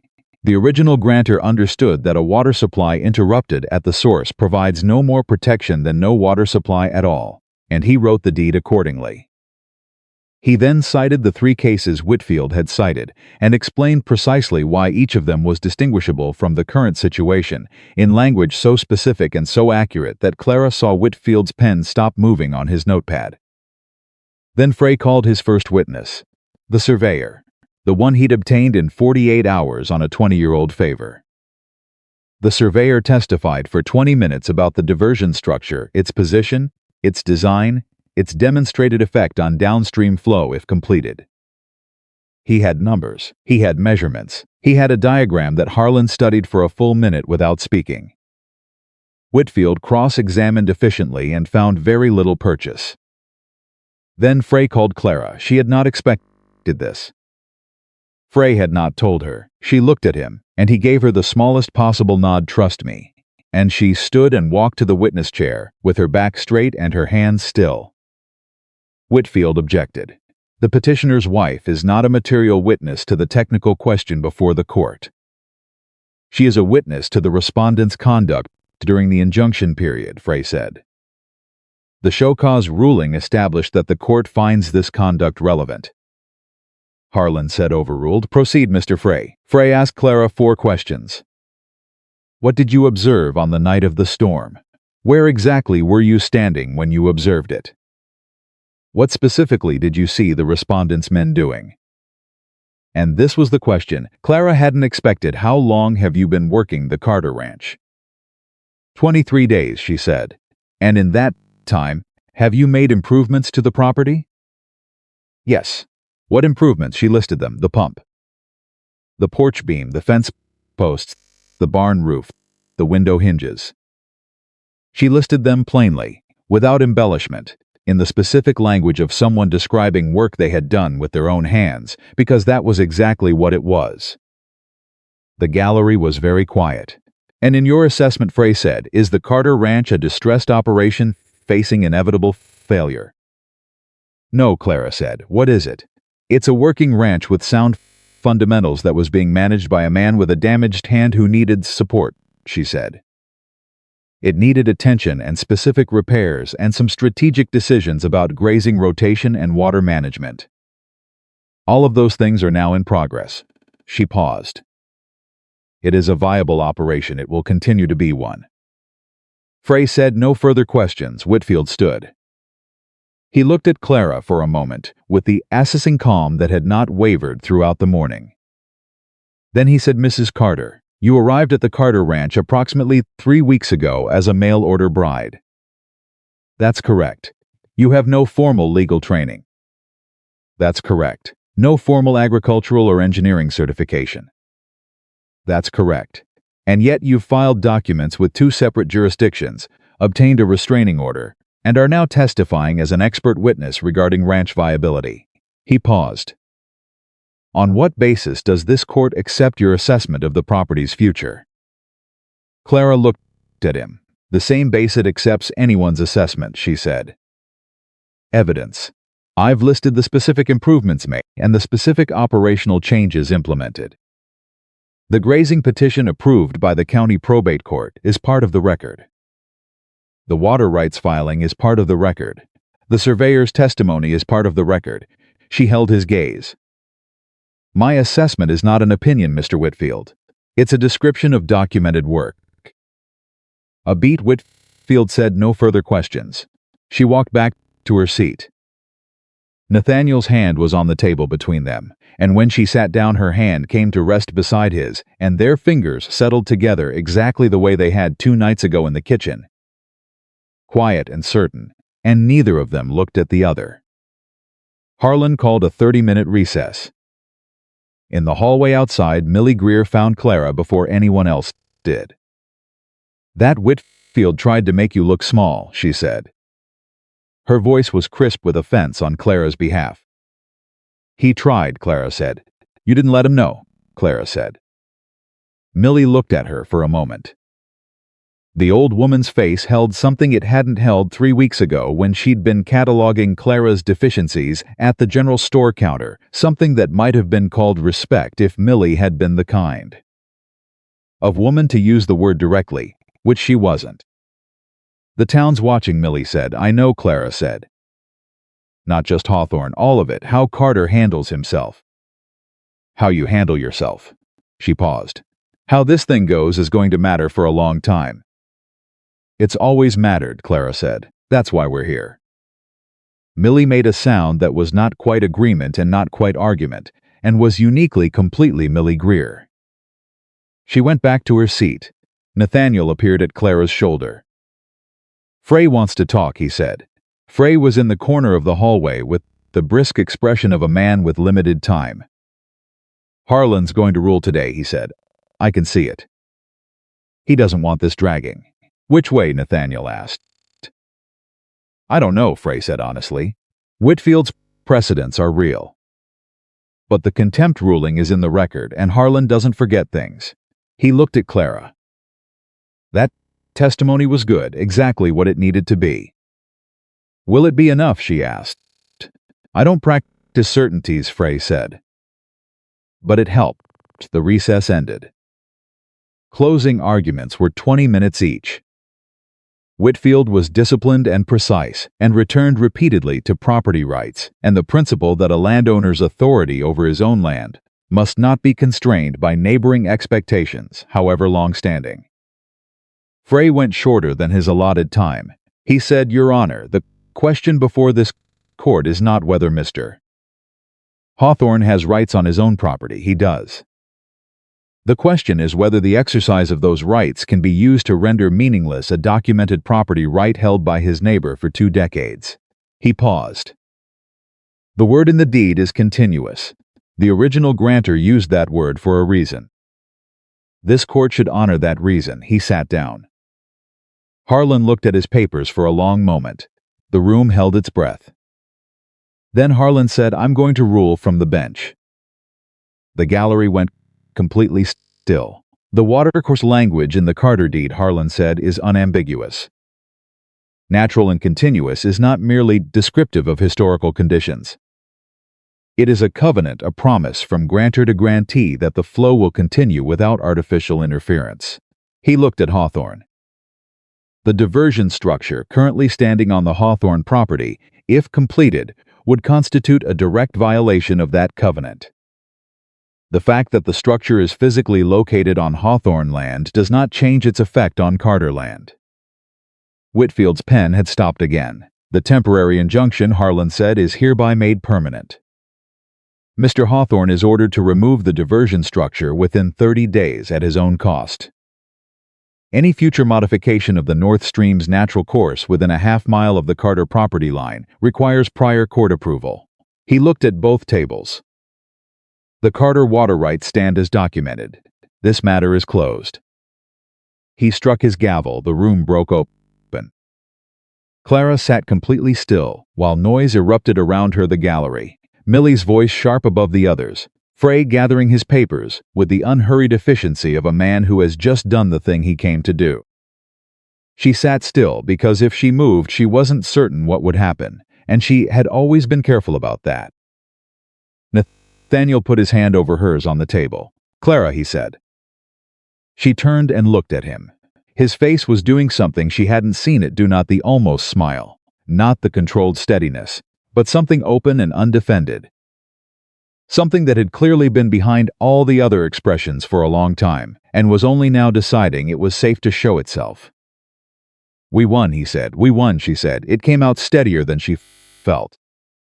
He squeezed her hand once hard, and then Thomas was at his father's shoulder, with both hands on the back of the chair, and his face blazing with something too large for 12 years to contain gracefully.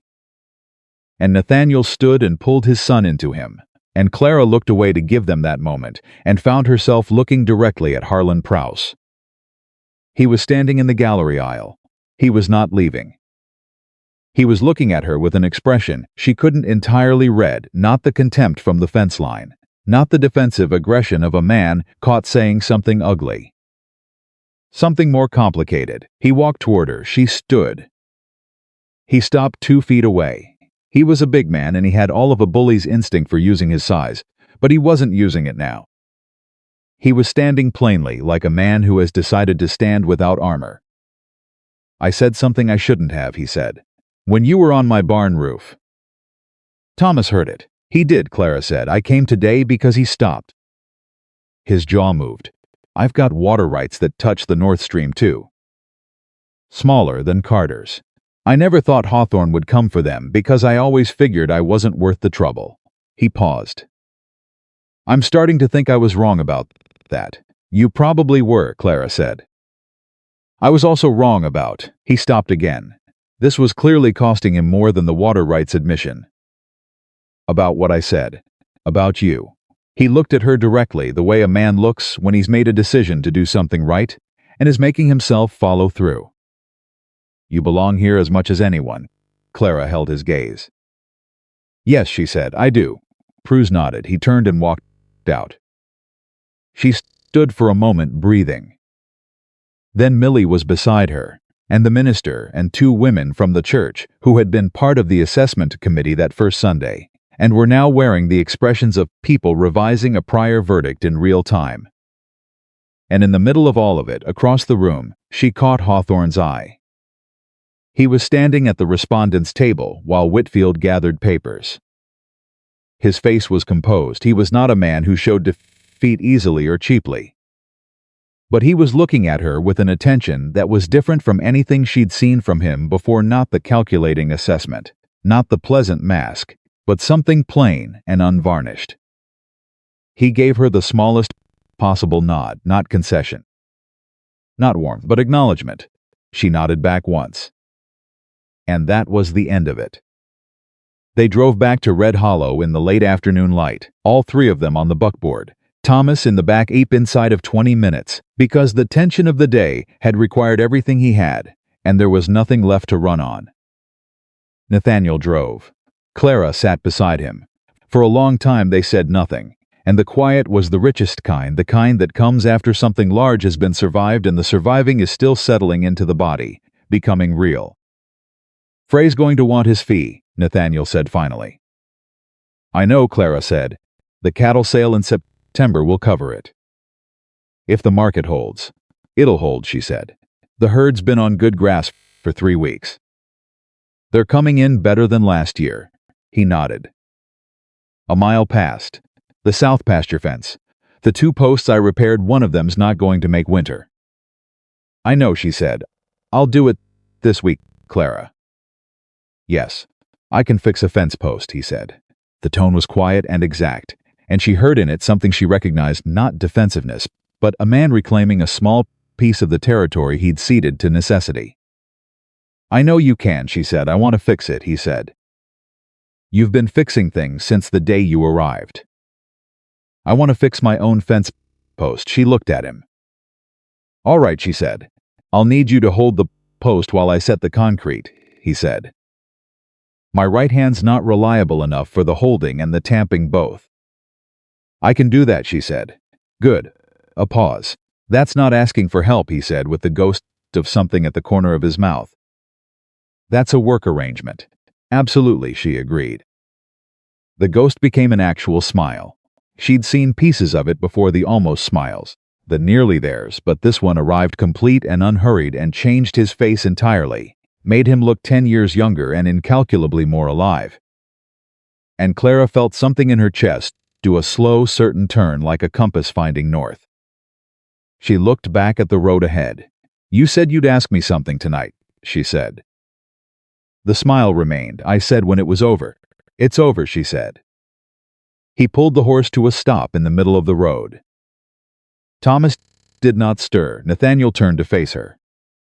He had the expression of a man who has been practicing something and has decided that practice is over and the real thing is now.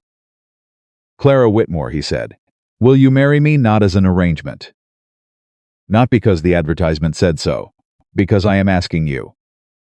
Because you came here and you fixed my pump and fought for my land and taught my daughter to drive a nail and rode 12 miles at dawn with my son and stood in a courtroom today and told the truth about something you built with your own hands. He stopped. His voice was lower now, stripped of everything except what it was carrying. Because this is your ranch and your family and your home, and I want it to be that on paper and in every way there is, and I want to be the man you come home to. He held her gaze. Will you? Clara looked at him for a long, still moment.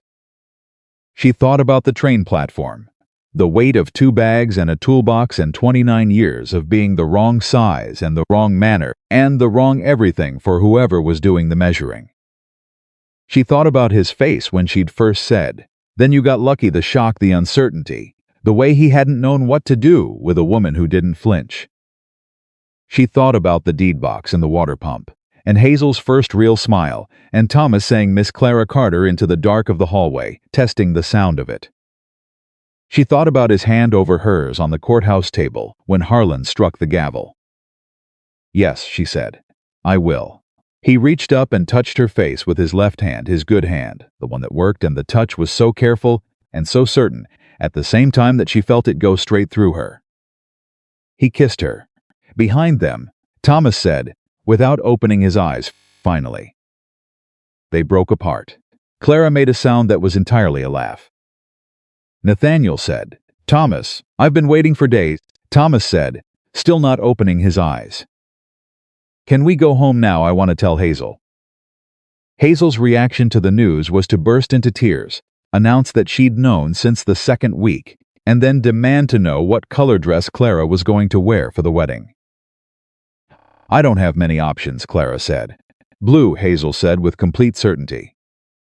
"You should wear blue. It's the right color for you." "I'll take that under advisement," Clara said. "It's not advisement," Hazel said, still wiping her eyes. "It's a fact. I have very good taste. Thomas, from across the table, you once ate butter straight off the dish and called it a snack." "That was a year ago, and I had good reasons," Hazel said with dignity.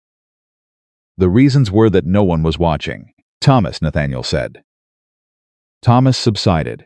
Millie Greer arrived the following morning with 2 jars of preserved peaches and a bolt of blue fabric, and the information that the minister was available the following Saturday if they wanted to keep it simple. Clara looked at the fabric. It was a good blue. Hazel had been right. "Saturday," she said. "Saturday," Millie confirmed with the satisfaction of a woman who has decided to be useful and is being extremely useful. "I'll make the arrangements." "Millie, don't argue with me about this," Millie said. "I've been watching you hold this family together for a month. You're going to have a proper wedding, and I'm going to help arrange it, and that is simply what is happening." Clara opened her mouth, closed it. "Thank you, Millie." "Don't thank me," Millie said, already halfway to the door. "Just wear the blue." The wedding was held on a Saturday morning at the end of summer, with the minister officiating and the whole of Red Hollow apparently deciding without a formal invitation that they were attending. The church filled beyond its capacity. People stood along the walls. 3 men Nathaniel had known for 20 years, and barely spoken to in 2 years of decline, were in the front rows with their hats in their hands. Which said something about what a court victory and a permanent water rights ruling does for a man standing in a small community. Harlan Pruce was there. He stood in the back and did not make a speech, and did not draw attention to himself. And when Clara caught his eye briefly, she gave him the smallest possible nod, and he gave it back. And that was the entire conversation. And it was enough. Hazel walked beside Clara up the aisle. She had taken the role without asking, for it had simply appeared at the church door at the right moment in a dress she had pressed herself and said, "I'm going with you."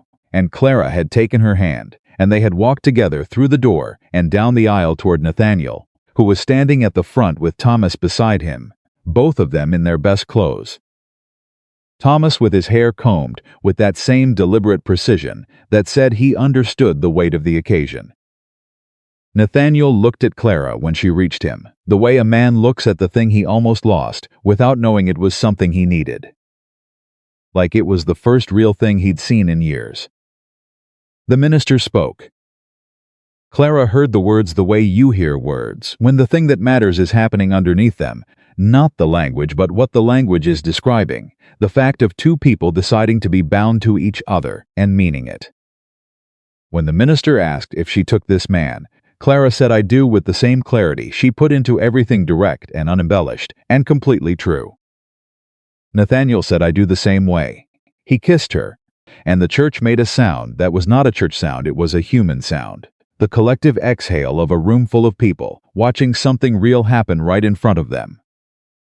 And even the people who had spent a month whispering about the wrong bride and the wrong arrangement, they made sound, because whatever they had thought in the beginning, they were watching something undeniable now. Thomas shook his father's hand with the seriousness of a man conducting official business, and then hugged him, which dissolved the seriousness immediately and completely. Hazel threw both arms around Clara and said into her shoulder, "I knew you'd wear the blue." "You're always right," Clara said, into the top of her head. "I know," Hazel said after. Not long after the same evening, the house full of people from town, and the table full of food that Millie had organized with the efficiency of a General Clara, slipped out the back door for 5 minutes alone. She stood in the yard in the cooling evening air in the blue dress, and she let the day settle into her, the way large things need to settle when they happen all at once. She had come to Red Hollow, Montana, in the summer of 1887, with 2 worn bags and a toolbox, answering an advertisement that hadn't described her and a situation that hadn't wanted her. She had come because she had nowhere else to go, and because she had decided a long time ago that the world's estimation of her worth was not the same thing as her worth. She had fixed a water pump and a porch beam and a fence and a barn roof and a buckboard wheel in a rainstorm on the side of a road. She had written petitions and affidavits and witness statements and filed them in the right offices at the right times. She had stood in a courtroom and told the truth in plain language, and let the truth do what truth does when it is accurate and documented, and spoken without apology. She had learned Hazel's laugh and Thomas's nod, and the specific quality of Nathaniel Carter's silences, which ones meant he was thinking, and which ones meant he was afraid, and which one, the one she liked best, meant he had decided something, and was at peace with it. She had built something. The back door opened. Nathaniel came out and stood beside her. "Millie's looking for you," he said. "Millie's always looking for someone," Clara said. He stood beside her in the quiet. The sounds of the house came through the walls' voices, laughter, Hazel's voice elevated above the others in the particular register she used when she was telling a story to people who were not yet paying sufficient attention. "She's telling the story," Nathaniel said. "Which story?" "The station," he said, "the first day. A pause, the toolbox." Clara listened. She could hear the shape of it, even through the walls, Hazel's voice rising and falling with the drama of it, the audience responding, the laughter at the right moments. "She's leaving out the part where you looked like I'd hit you with a plank," Clara said. "I didn't look like." A pause. "I looked exactly like that," he said. She laughed. He made the sound that wasn't quite a laugh and was something better. "I should have said it at the station," he said. "Said what?" "That I got lucky." She looked at him. He was looking at her the way he'd looked at her from the front of the church, open, undefended, the man behind all the steadiness, and the silence finally visible without obstruction. "You said it to the judge," she said, "my wife." "That was the first time it was true," he said. "No," she said. "It was the first time you let yourself say it." He reached out and took her hand. They stood in the yard of the ranch she'd helped save in the summer evening of a year that had turned out entirely differently than either of them had planned. And the house behind them was full of people who had watched them fight for something worth fighting for, and had decided, in the particular way that small towns decide things, that the story was worth honoring. "Thomas is going to start calling you Mama," Nathaniel said. "He practiced it this morning. I heard him in his room." Clara's throat did something that required a moment. "Did he?" "He's been working up to it for 2 weeks," Nathaniel said. "He's very serious about being ready," she breathed. "When he's ready," she said. "He's ready," Nathaniel said. "He's just making sure you are." She looked at the dark sky coming in from the east, the first stars just appearing, the summer still warm enough to stand in without a wrap.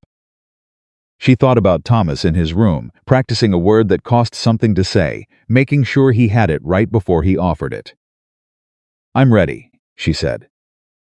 Nathaniel brought her hand up and pressed his mouth to her knuckles, the ones that had scraped on the buckboard wheel rim, healed now to faint marks she'd carry for a while, and eventually forget, and held it there for a moment. "Come back inside," he said. "Hazel's gotten to the part where you climbed on the roof, and she's added considerable detail that I don't think was in the original events." "How much detail?" "You apparently fixed the barn roof in a thunderstorm while reciting scripture, he said. I did no such thing. She's 9, he said. The story improves. Clara let him pull her toward the door, and she went willingly, and when she walked back into the house that she had cleaned and repaired and made warm with her own hands, into the noise and the light, and the people who had taken a month to decide she belonged among them and had arrived at the right answer. Eventually, Hazel's voice cut through everything. There she is, Miss Clara, I mean Mama Carter. The room went briefly quiet. Then it went loud again, louder than before. And Clara felt it land in the center of her chest and stay there, Mama Carter. And she looked across the room and found Thomas standing by the far wall with his arms crossed and his face arranged into the expression of a 12-year-old who has done something deliberate and is watching to see how it lands. She held his gaze. He gave her the nod, small certain. The verdict of a fair jury, she gave it back. And that was the moment Red Hollow understood what had actually happened over the course of that summer. Not a rancher receiving the wrong bride. Not an unusual woman arriving in a small town to fix things and leave. But something older and more honest than either of those stories. Two people, each carrying what the other needed, finding each other at exactly the right time. The woman they had whispered about was not a mistake. She was not a misfit or a burden or a liability or any of the other words that had followed her from the train platform to the courthouse and back again. She was Clara Carter. She had come to Red Hollow with a toolbox and 2 worn bags and 30 years of being underestimated, and she had built a life out of exactly that, out of the thing no one had expected her to have, which was everything it actually takes to make something last. And the rancher who had stood on the station platform and told her she was not what he ordered had been right. She was not what he ordered. She was what he needed. She was what the land needed, and what the children needed, and what the failing, fighting, stubborn, beautiful Carter Ranch needed, and she had known it from the moment she stepped off that train and felt the weight of a stranger's dismissal and decided quietly and absolutely, and without a single moment of doubt, that she was not going to let it be the last word. The last word was hers. It always had been. And it went like this. She had come to a broken place with capable hands and a clear eye and a heart that had been waiting its whole life for somewhere worth staying. And she had stayed, and she had built, and she had fought. And she had won not just the ranch, not just the water, not just the case, but the whole of it. The life, the family, the home, the love that a man with a damaged hand and a devastated heart had not known he was still capable of giving until she showed him that he was.